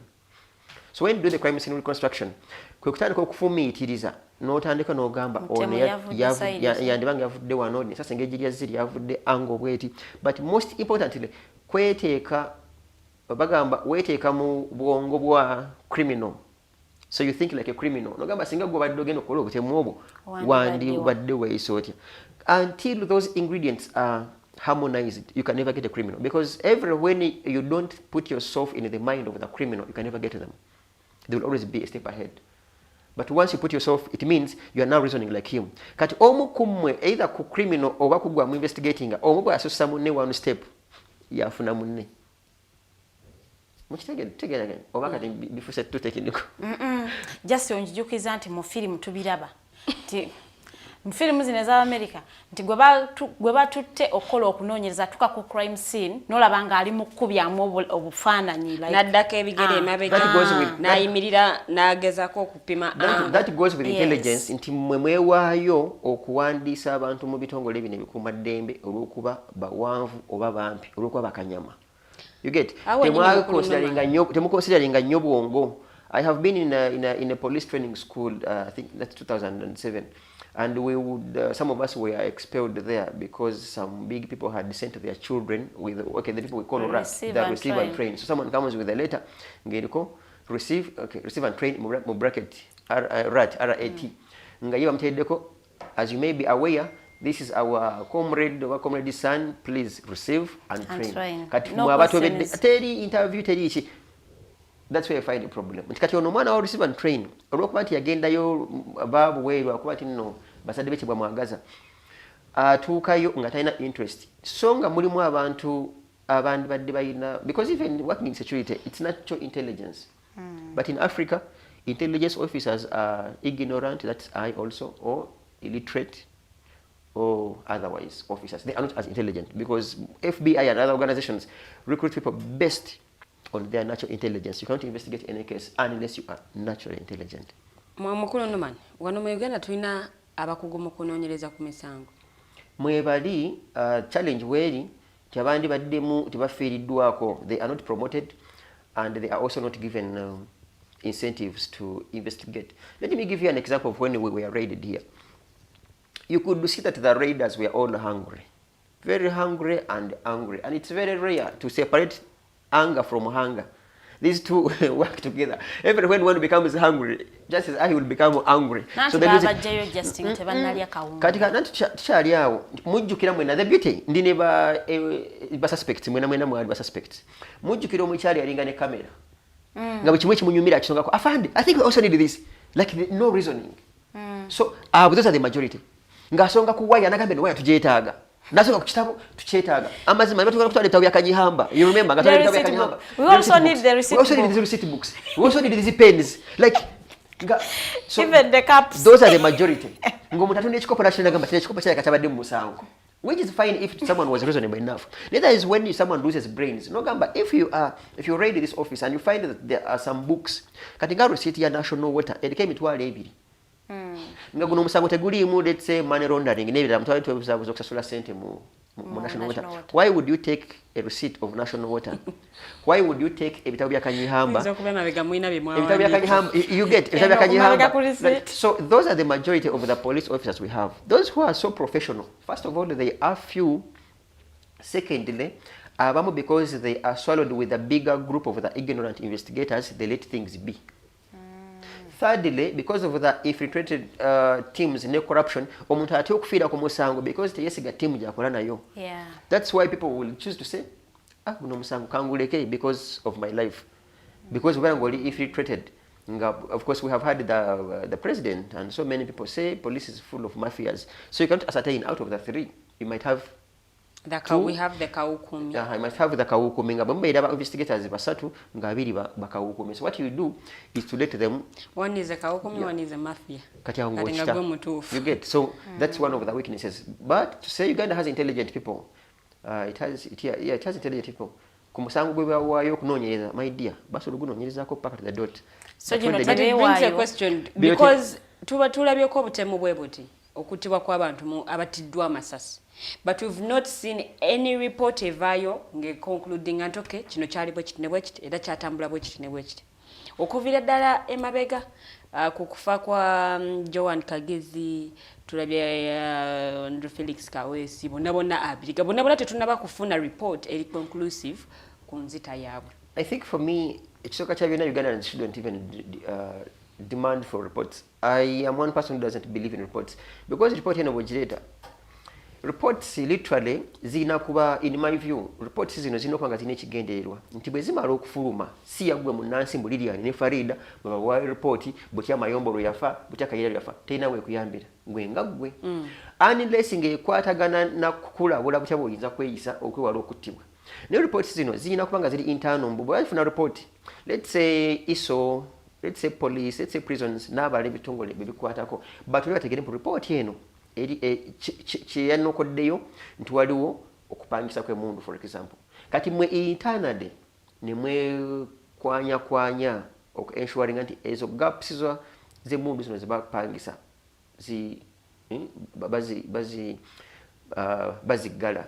Ne kati muloko ati mwemulina kubanja butebenkevu gwe simanyina report kati wona okay fine bwana tambuli muntu abakwa reporting awo sanyuka obaggo kibandibadde osaba kyakwanta waliwo butebenkevu era n'obutemu buno nga tebukola ki nga tebubeerawo. So for me I am not one person who demands reports. The issue should be reports zino bezituukako batuukiriza ebibeera mu reports ezo. Ne kati okubanja report musimanga minister avera agambe okay sasa lyavudde wano batemu balina emundu west and then what. The issue should be let those who are concerned manage their reports recommendations and ensure because BannaUganda bangi nnyo abagamba nti okay twali badde tumanya oba abatemu be bamu abali mu musango guli oba be bali mu musango nakola atya tunotambula nga weeswise mu mutemu yali akuwa motoka ngenda tambuzanga bigere rather that is tuba tumanyi nti ati kizibu kya BannaUganda mubanja nyina mwe bemutasobola ebitabagasa singo badde osaba report ya parish development banga biki that parish development PDM PDM chanjawulo nekati report assassinations and then what. I think for me it should be narrowed. No nanti abantu bebatta baffe kati notegeera abasebe baani era baakoleddwako ng'amateeka egalaga. We just need to know if the law was working. Report zino zirina kubaako beziyamba basobola okulondobamu obutonotono for public consumption nibabubawa naye ate gwe okusaba mbono bakwe report kuva ku paragraph 1 nga byatandise paka eno December awo mba musabye biyitiridde. To also say I am sure reports ziri zifuluma era baziwa bekikwatako obuzibu bw'abano lwaki BannaUganda babanja nnyo reports zino nti obutemu nga bwe baddenga bukyagenda mu maaso ne singa obutemu buno bujiddwawo there is no reason for why Ugandans would ask for such reports because there isn't serve the purpose of this report. So you want Ugandans to keep quiet, an assassination takes place and we keep quiet and don't say anything. Don't demand for a report, demand for security and demand for safety of each one of the each Ugandan. Don't demand for a report because if it's, you see reports it's like it's a ritual, it can be a ritual, but we report yala we say but then china okay kubibiri okuwa report za buli muntu gwe batta no protecting abantu abanditiddwa wandyagadde byonna no byonna mu bituwe kubanga n'ababikina ekyawandiikiddwa nti mulina tuwaako kimu anyway that's the reason of so many Ugandans. Naye as an advocate of peace and harmony I would rather prefer that people be protected because Uganda has first of all has resources and has everything it takes to ensure that there is a report, but also to caution all of us that there are those moments we also try to I mean, I wouldn't want to, I mean, people might also misinterpret me. This one will also cross a line. I am one person who has been following so many. There is this person who has no, they say has no ears. Teacher. Yes. Teacher. Okay. But yes, I know he has. Okay, maybe I have not paid attention on when he turns. I always see him in a portrait angle. People, busosoze buyitiridde on social media okuvumirira amawanga agamu. That's why katujja kusanga nti abalango batandise okugamba mbu abafamile ya what is his name ya Sabiti babaliyirire nenga weewunya nga tebasoma nenga omuntu yatu bolaba of course with due respect all our families are more or less like that bolaba family ya minister begamba muno bagiriyirire kati weewunya ko omya nali kekizibu ona abanja abagwe babanja You get? Bw'olaba ku social media engeri gyetambula, because I have seen these things. Waliwo some kivubuka kiri awo. Katono nnyo faida kino kintu kikulu. Waliwo ekivubuka ekimu kiri oba Nairobi kiri awo tekitegerekeka. Kitera okukozesa. Kiva mu Mighty Family. Page yakyo eriko Mighty Family. That chiboy, when there was some attack on police officers, I think in Ruweru, I was scrolling on my phone and I found that chiboy nga china byechogerawo nga china byechifefenga gwomuli mutugukoze abapolisi basatu down. You get? Then you hear the same bivubuka ebimu, because I mean there waliwo webiri bivubuka bwebiti. Then waliwo kino ekisajja kikulu kina magodogodo bwe kyakunamira Buganda something. So there's a problem, and this problem cuts across. Twalobye ebivubuka ebyewadde yokulya emmere ne bikuta naye nga bikomye okukuta obwongo bikomye kola ki okendera bikuta mubiri ne gugejja oba emitwe naye they are reasoning. You cannot come online and you begin saying abana banyankole abana banyalwana mu bateme, you know those things. That's how the Rwandan genocide started, and we must, all of us who use social media, differentiate between using and abusing social media. You get? I mean, you can drive your point home objectively and be heard. So even when you want to complain and do, I mean, we have all of us been there, but how do you manage your anger towards we've had these tribal forward? sentiments on each tribe here. Katugambe nti tribe emu ya busungu bungi nyo obote bagamba. No. You know, this is the concern, Farida. I'm not saying that there is one tribe which should be more angry than the other. I am saying all of us as Ugandans. Because first of all, see, for me, ngomunyankole, ekizibu kino kyatuleeterwa munnaffe. Kati buli muntu buli bobeera omunyankole ibo bamanyi wa beneficiary. I have so many times even written about when some, of course, I wouldn't say Baganda extremists who smashed my vehicle in 2009, I think, during the Kayunga riots. And there were two concerns, I think 3 or so, when they told me, we can no gama muno mufali so tambula ngo muganda. I'm like, you guys, this is why you batambula ngo muganda. Batambula yangu wa tambula duka. You know, we gama muno namungona. I was like, okay, namungona echo nenchita. Yalinga interview. So that has happened. But how do we ensure that such stops? Is by, first of all, fenga abanyankole to tell our colleagues that mutuono ne derinya ngabanyankole. We grew up nga batugamba. I remember when I was a kid, bakola transfer our police, and in my closest police post, nibayitawo Northern, and we could hear our neighbor say, "Barisiro muchori." No, barisiro mukoko. Bubarisiro mukoko. Mukoko, it's like literally coming from the word echikoko. Echikoko means an animal. Ntikatero kuba amini na bote ne regimes endala zaisanga obya abantu ngazibayisanga ebisoro kati westerners ne ba translating ati no buli mutava mu okay buli muntu ali dark skinned abera muki mukoko. You get? So we grew up thinking every northerner is a what? Is a mukoko, like aguno mukoko, and that became a problem. So we could also in the long run abanyankole could also become another bakoko from Western Uganda because of the misconduct of those who are in government who hail from Western Uganda. To say, we need to tame our anger as a country, but also not to deal with the symptoms, but to deal with the causes of all this anger. Ntisaidemu erika abanyivu ate batagala balaga mbu abantu banyiize. Because literally bubango ina akaana nekakunyiiza, rather no kanyiiza abazadde abasinga ayagala suffocating kana akaana kalime kulaga busungu bwako ne wankwadeka bakaina ki. So there should be a room for all of us to pour out, but pouring out in mature day. You pour out, you can pour out minus saying,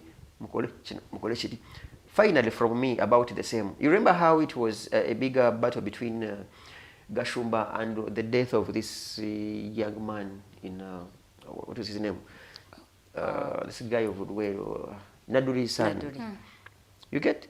Jakana. Ngolaba, both parties are wrong and both parties are right. Because literally, if someone of Gashumba's intellect, if I may apply the word, to say, Nebwafa, you get, as if you are going to live here forever, that is wrong. But also for the other one to say, Abanyarwanda, A, B, and Z, you get. So there should be a room. I think it's high time we had a national dialogue and and maybe truth and reconciliation commission that people go there and pour out, like what happened when Moi was yet to leave. Magamba Moi botemu de bobanji, but for purposes of moving this country forward, can we talk and then we move forward? Short of that, I can assure you, between me and you, today is which date? 11th or 10th? Between now and 2026, we are going to see so many murders and so many deaths in that line. And I can assure you it's going to happen because every other section has radicals and extremists. You might say, go Mama Seveni, ne Sati, ne Yahwaiti, Nengo Inagonyiza. By the way, to me, because honestly, I'm Manji Mukampala, Nemundu Ninji, very many guns. And these guys know where these guns are. The country. So whoever was asking whose guns are doing this, they know where the guns are. So the government does. The government does. Because if they didn't, when you follow history, when they left the Bush War, there's this guy, Bamitanga, forgotten the name, Yabirangao, Sapolo Kagwa Road. He had his section of people who would be, they would be hired to go and rob and make and assassinate. So the government knows where the guns are. The policy of the guns, for example, in this country, if I had a pistol here, I must report to the nearest police station that I have a pistol of this type and this is where I stay. So every police station registers every guns that are within that area. So meaning, it is in a mundu zino bazimanyi ezita. Era mu bo bemanyi bategera kano kande kali mu kagundi. And these things will be known when this government collapses. Innocent people are being killed. Yeah, you call them innocent in your view as a third party. But as a second party, bobali abatemu. Babida balabanga batukiriza chibayino kola. To them, it's not innocence. To them, they are dealing with someone who is already guilty over their tongues. So should we say Uganda is not safe right now? Because President Azenga Tugamba, security-wise we are okay, security-wise we are okay. Dabo olaba ne mu 10-point program is the NRM. Ensonga yebyo ya security. Ibadde ng'eyogerwako nga balagira nti ensonga eno esoosoowazibwa. So should we say that right now, Uganda tetuli safe? Where security. If I take the word security, Uganda cannot be secure because security begins from even food security. Yeah, I mean, literally each one of us because watakuwa masasi bobo tambulanga nayo weyiya omwana katayimba ajakola ki ate wote mubwogerako ate kizibe kinnumye kumwe ngojeko ine temulino of course this is now like every butemu that causes terror because there should have been so many other means for which Isma and so many other people could have been killed. Nyodo kwati babera basinduko ubaka because some of the of such assassinations it is a message. But you say there was no motive in his assassination. I have talked of an assassination. An assassination now goes to someone hiring the other to come and clear that event because teri muntu yate muddo nga inabyo dayagala kusikira badagala kuba motoka ye. You get negative bibanga it's a hired machinery. It means it's a message. Remember, we have all of us had that audio where someone was calling him and warning him. Perhaps those were warning shots. All of us have had those warning shots. When you do activism, you write a book, those guys grab you and say, no man, you're crossing a line. You get? Those are warning shots. So when you had those warning shots, the concern becomes, what did he do? And we cannot blame the dead because that's not African. But to say, baganda bagamba, okay, they would say, no, nevi no munna simanga weda babulira omwana wabo simanga go washi kutokunkumula, something like that. So kati fabasigaddewo, fine. This gentleman has gone. It's sad. What do we do? Those of us that are still living, and of course those of us who are good at those are keyboard happy, typing and recording videos and the rest. What do we learn from every such assassinations? That becomes the key to all of us. To say Uganda can never be secure, where people have lost that sense of humanity. I mean, it's chabulijo. But they also learn from their colleagues. They learn from their government, because when all of you remember how police raided Chirumila's home, remember Nebasala. You remember that Nebasala. That's a whole institution. Broad daylight. Amufuka alimulia kubira tata wesimu akolachi. Kati awo olaba gwokole ekyo. N'okwata ni tunakwata na smashinga motoka ya Dr. Besigye namujamu galinga jamu ekiyenje. So all even these criminals learn from their bosses in a way of if it's a government, so they learn from them. Shouldn't we send obutemu buno obw'emundu bweyongedde olw'ensonga nti n'obubaddewo poliisi tevuddeyo kugamba nti tukutteko ku bano ne bakolanga example nti n'omuntu omulala gwe bahiring okugenda ku assassinating omulala tebalina kutya because they know we have a weak institution which is called the police. So okunoonyereza tekulina kugenda nnyo mu maaso era tebagenda kukwatibwa osanga weewaawo era tebagenda vunaanibwa bagenda kinaaguka nga bamaze okutta omuntu nga tewali kimukwatiddwako ba kimukoleddwako. Like nga bwe nagambye mu kusooka nabagambye no nze for me sobola gamba mu Uganda police terina busobozi bunoonyeza musango nkyakiremerako nti Uganda police mulimu abavubuka abakyala n'abasajja abalina omutima ogunoonyereza n'obwongo ogunoonyereza but they are being laid down by their bosses oba n'abantu abalala ne basalawo okukola okulya akasaala kaabwe badde waka mwe mujjukira bulungi wano nti mukulu Museveni yatugamba mbu baleeta pato remember ku musango gw'amagala I have heard from friends mbu pato have even seen his vehicle around pato simanyi bwafaana by the way naye have seen vehicles on Gaba Road mulimu pato simanga pato akuli ku number plate kuliko number plate mbu ate y'omu yoyo ya South Africa that number plate ku musango gw'amagala. Tell me between me and you, how far has that case gone? Naye ate tudde kugwa this but you said we shouldn't be demanding reports. Sigambe reports. Farida, having the case concluded and having a report chanjawulo. You get? That's why police report will come and tell you tukoze ku misango bwegiti ekyo mukidemandinga. Naye echa reports ku murders nga mugamba muke by investigating ku murder ya gundi netegeera mbu bamutta bali babanja kino na kino it may not be for your concern. Maybe it could be a person reporting a family ya Kirumira, family ya Kawes, family ya Mayombo n'abalala bakwata report bajibawe and they also bakulayiza toyita public kumanya biri mu report eno. You get? It may not necessarily be a public report. Today, kumisango gino with a bit of police and prosecution. Emisango gisinga mu Uganda gifiira ku even ku the crime scene. Step eyokubiri gifiira mu butya bwe bakuŋŋaanya bujulizi. Step eyokusatu DPP's chambers prosecution. Files muzibulireyo bakuutiza statements bakuutiza bingi nga kiva ku ttooke ku mabaasa ga exchange nga hand naye bwe beewaayo okunoonyeza ku musango guys mumanyi ffenna tukimanyi nti ku musango gw'ono omwana ono omuwala kati guli mu kooti Nagirinya haven't they done their best bwe beewaayo okunoonyeza ku musango bakikola era emisango egisinze egibalimu okunoonyerezaako in most cases bati bakinamu interest. But for sure, Farid and Brilliant. Mumanyi mbono omusajja mukubi ebikonde bamukuba amasasi ng'ensi eraba. The president n'avaayo ng'alinga agamba of course. You get. So kati mwe kikyembeera mu entiisa. Kikyembeera muyigiriza BannaUganda abawa omusolo. So to say, where police has at most good faith to investigate any case, Uganda police has the capacity, they will. Where they have no interest, they will let it go.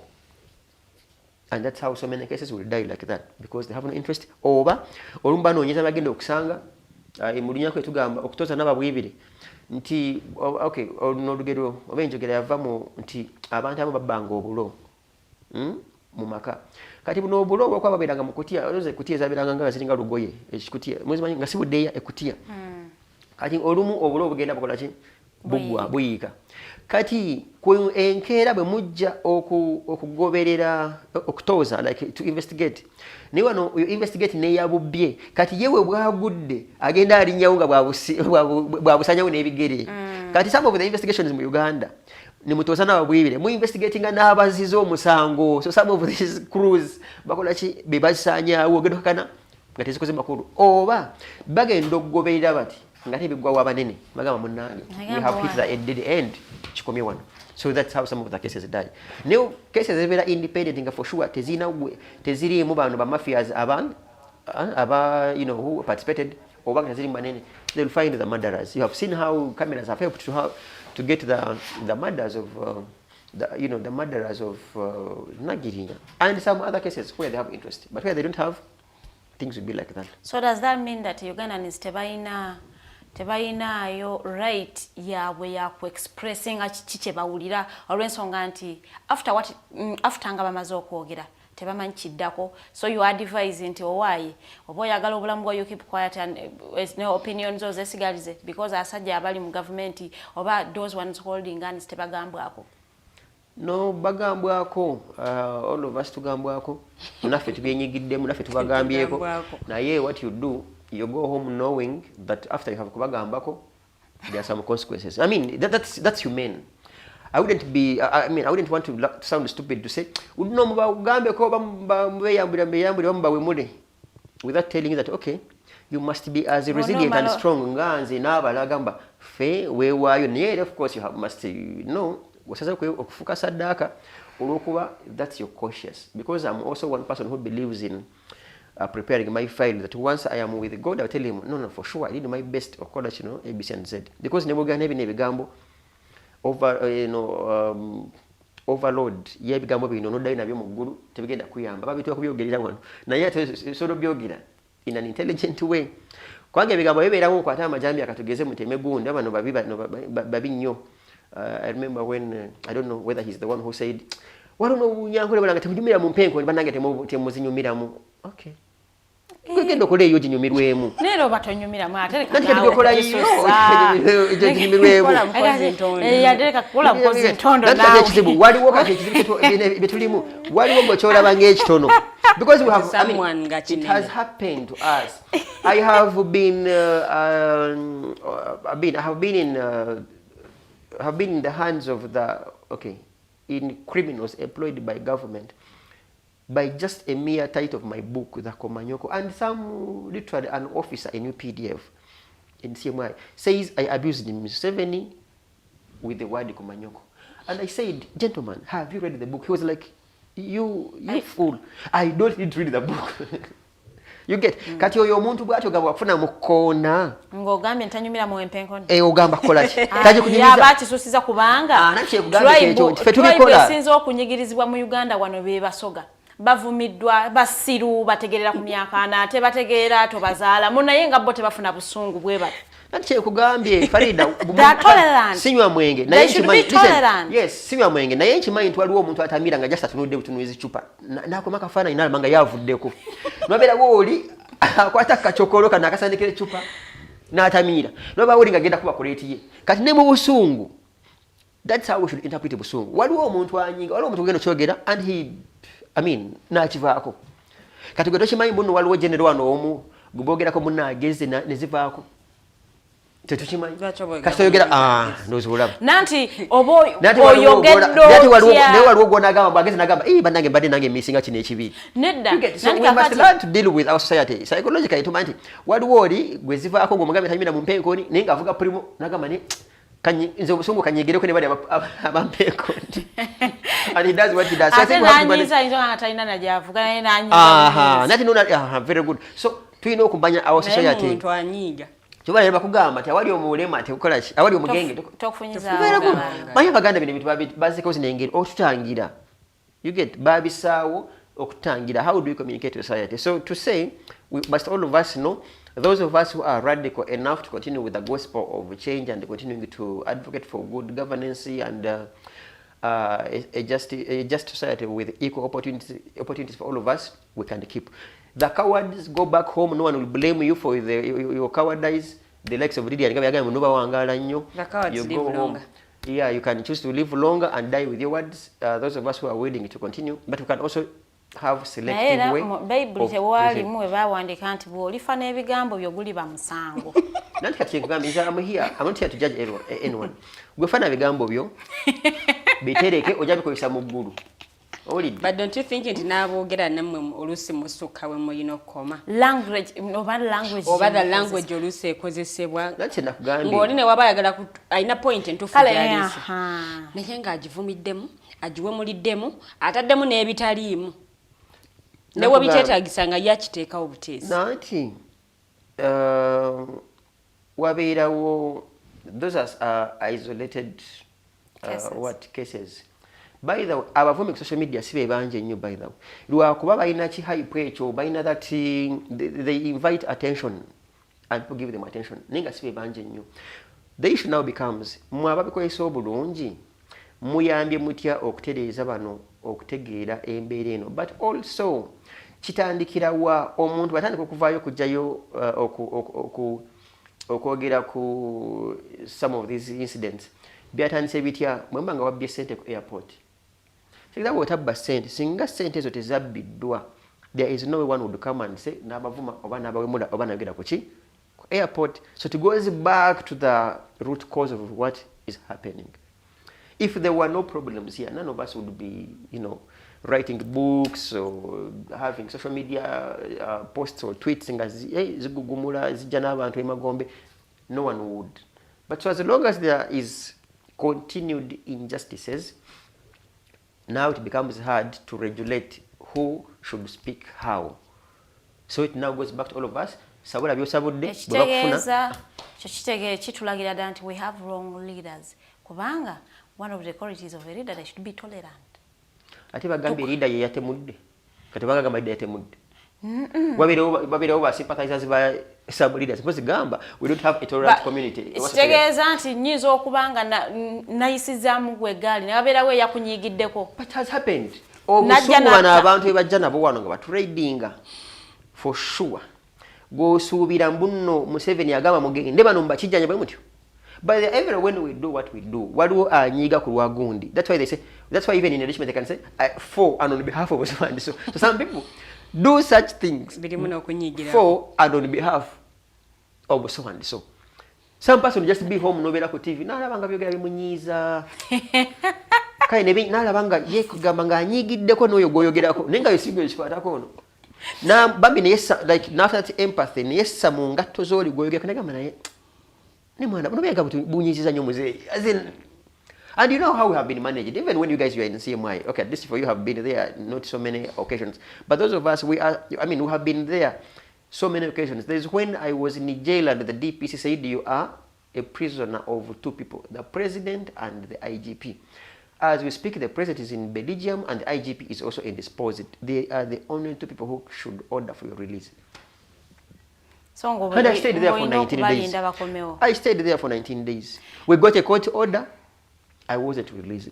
My lawyers did their best. I wasn't. So it means nga gwe waliwo okay wanyinyizaako olinyati babone yakusibye kati wabeerawo n'oli nga ye ajja kunyiiga ng'anyigidde on behalf. You have seen those guys who say buno bwana bujoze nnyo muzeeyi. Haven't you had those statements for sure? Era wabeerawo statement omuntu gy'akola nolabanga kale singa nabadde oli era n'alinyiize. Nawe kenyindu zolaba olina bw'onyigirako.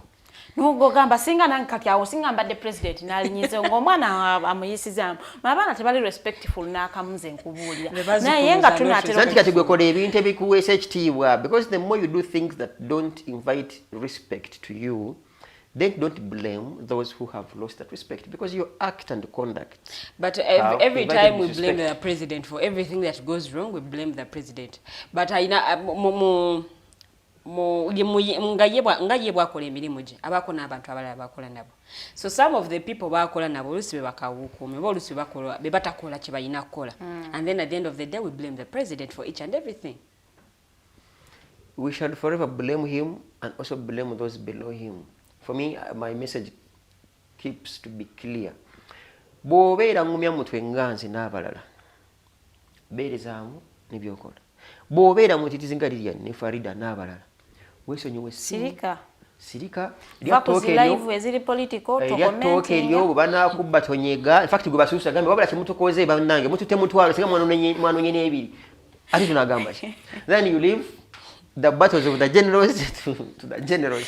But each one of the it's either or comes with consequences. Kati gwe batoyogedde consequences are clear. But who are also consequences are clear. So you choose which consequences you want to carry on your head. The consequences of those who have said something or the consequences of those who haven't said anything. So it's either or. I to work live with the political. Never entertainment nazo kuletea ebizibu. I doubt entertainment. I doubt. Bachi tebakubira ekikonde mu bbaala ng'olise. Era wakiri engumi kiringa sasi. Engumi ugenda ajja kuba engumi ye yamawokota agikusabula ekyamaanyi ojja kufiirwa amannyo. Naye ojja kudda. Naye sasi todda. Naddala nga bali kubya bati awabi. Ntolooza nti kino kiri ku promotinga bantu battisa muntu because oli bwatta n'alabanga I mean, it's a normal thing. Abantu bakivuddeko mangu tuze ku kirala nga n'omulala agenda maaso ng'akola ekintu. Ate nange gundi oli azamanyira. No, it goes back to okay, as a country you have lost morals, you have lost respect for humanity and life. So until your country goes back, I think the government should, okay, government erina kusawo bamisomo jabayigiriza bakwata mundu nti that thing you are holding can easily take someone's life, and therefore manage it very well. Some of them have, I mean, of course, when you do repeated lectures and civic education, people get understand. But you have also seen from us activists, someone agamba techikola stories tena nyokubera nyo mu Busoga, bozi yagamba Basoga mu Busoga jigemeku you know those things, and then someone shoots. Have you seen watch those stories? Narako sa Musoga man yali ku TV ngagamba mbakana kamugambye mbutekola mbujingese ku munamukuba, and that was his excuse. I watched that news on TV, on some TV. Nenga musajja aliko tinagamba nzira dengesa kumbola gambo ekola ki? Ekuba. You have seen activists who say, shoot me. You're provoking he who has a gun. And you don't understand his mental ability on whether he can contain Biomugamba. So I think it's a game for both of us to trade carefully, those in activism and politics, and also to trade carefully those who have the guns. Because yes, it's true that someone who, could be apprehended and jailed for 20 or so years. But you, as the sole breadwinner in your home, you will have rotten, and that will be the best Museveni can do, if you are lucky, is to give you always 5 million to 10 million. That's what I know about him. It has always been 5 to 10 million. And the rest becomes history. Ogambye abakulu bano beetaagayo emisomo kunkozesa y'emmundu n'okumanya nti n'abazigaba getting a gun. And this is to be honest with you, but you have even watched on newspapers and everywhere else that there are guns for hire in this country. You hire a gun? They are there. In the 17 days report in 2001, you were too young. At least I was slightly mature. I was in senior 2. 17 they had investigated and produced a report about Uganda police. She mentioned names, and I will not shy away from mentioning some of the names. That lady mentioned, by then he was Commissioner Turiagu Manawe. Yeah? And he said that man should be fired yesterday. Turiagu Manawe, as we speak, I think he has either just retired or he's still a big, I think, AIGP in this country. 17 days said Turiagu Manawe and the team used to hire guns. In 2000, those are how many years down the road, this man is still in police, and so many others. Some other people, then in that report, 70 days agamba mu traffic, mbu commissioners leaders ba traffic police bagamba nga lili yani kutadde Jinja road ekawungezi reporting abwezi Farida gwegenda nakawa reporting abwezi. That report was out. Up to date, most of the names 17 they mentioned, these guys still serving police. Kati bwekibanga kyaliwo then, what about now? So people hire guns. So is that you have had Chirumira nga tanafanga agamba mu flying squad, which was led by Herbert Muhanji, my tormentor, for lack of another word. His team would hire guns. People would be hired to go and do dubious, robberies and the rest. So even police and people who know, who are these agencies know that these guns are hired. Thirdly, getting like these guns, it's just a matter of writing to RDC, to LOC1, LOC2, no those letters. You can even, I think in a week, you can even process a pistol and have it, or even another gun. If you are really known and have your command, you can get a gun in Uganda here. They will just give you a gun and no one will even bother how you use them. Borders, you have Congolese here. Rebels, you have ADF, you have we here, M23, and so many groups. Sudan, you can always have guns sneaked in this country. You have had guns in Karamoja, you have, Kenya, you get. So as long as you don't manage guns, trouble. Uganda chayino okubera n'emmundu. Nawe kenyino sobola wojagala bajiku. Mitendera ki jenyino yita. No, you write to the IGP, begin getting your LOC1, LOC1, LOC2, and tell them your life is at stake. You will get your pistol with you. You want one. Right. In fact, your deputy IGP, na neighbor, you could even drop the letter to the deputy IGP, and they get one. You could get one. So what now you yet do? to say, is there hope nti Uganda tunafuna kalembereza akemirembe okubeera nga tuli peaceful nga tewakyaliwo buno kutingana okuligenda mu maaso? I think it would be a hypothetical theory to say that Uganda can be at peace forever, because ne bana bakkiriza nnyo mu Yesu Kristo gyazaalibwa, it's one of the most unpeaceful country on earth, isn't it? Nati Yesu tanadda. You get. So wanga katonda omwana katonda gyazaalibwa, wakyaliyo tabanko nga bakyetemula bakyalumba ba Palestine n'abalala. There is no way you can expect Uganda to be at peace. What you can pray for is to have moderate peace. I would be stupid to say we can have a peaceful country nga teri butemu, teri bubbi. It's not possible. I even have a belief that nemugulu waliyo ko butabanguko. So we can have only what we can have is a moderate, moderate peace, and yeah, so as long as also leaders play their role, nothing to playing our roles as citizens. But you cannot say tegenda kubeera butemu, tegenda kubeera okay. Abemundu banabula wachija kufuna reckless drivers nga video bali na kuchoza mwe besa bule ku ngudo kuba boda abo butayima na mbadia. You get kadala bi wanateka lyenjaga msibanga narcotics, you get, and people were happy, social media is like, yeah, you get, without considering the consequences of the abuse of such drugs. Because in the law, intoxication is a defense. One of the defenses we raise against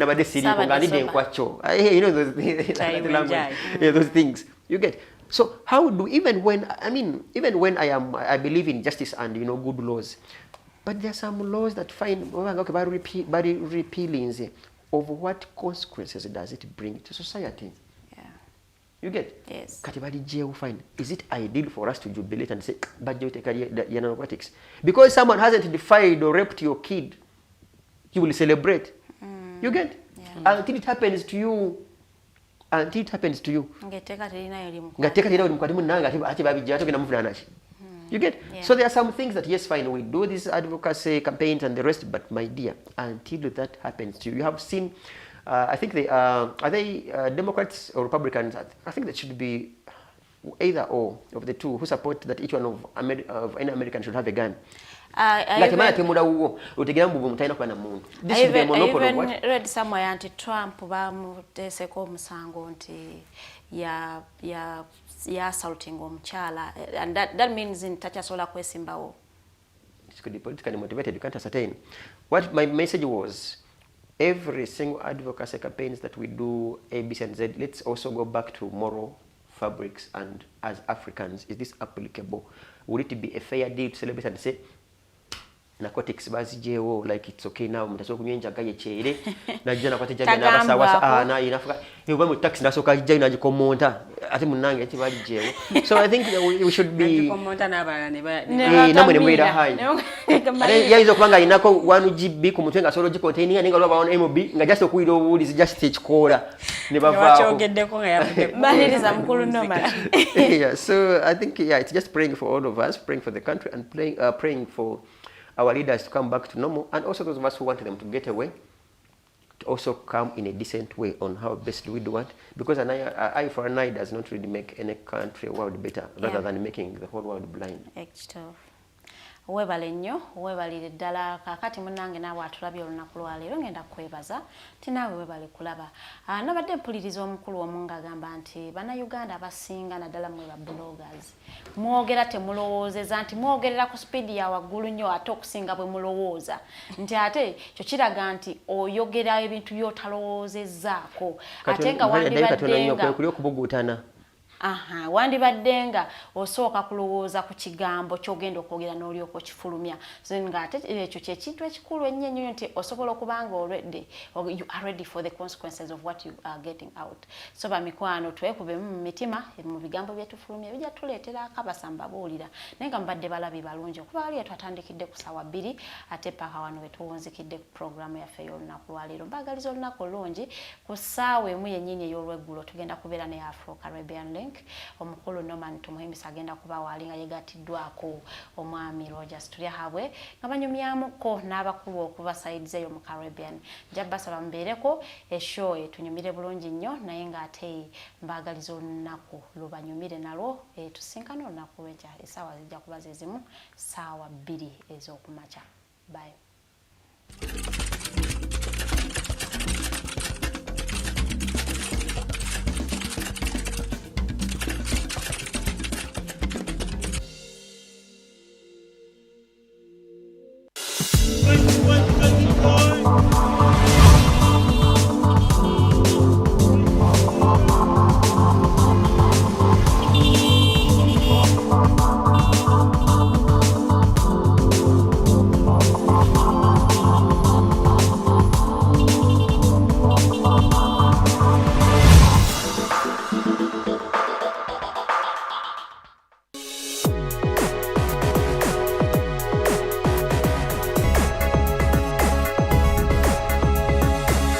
The Alternative Digitalk.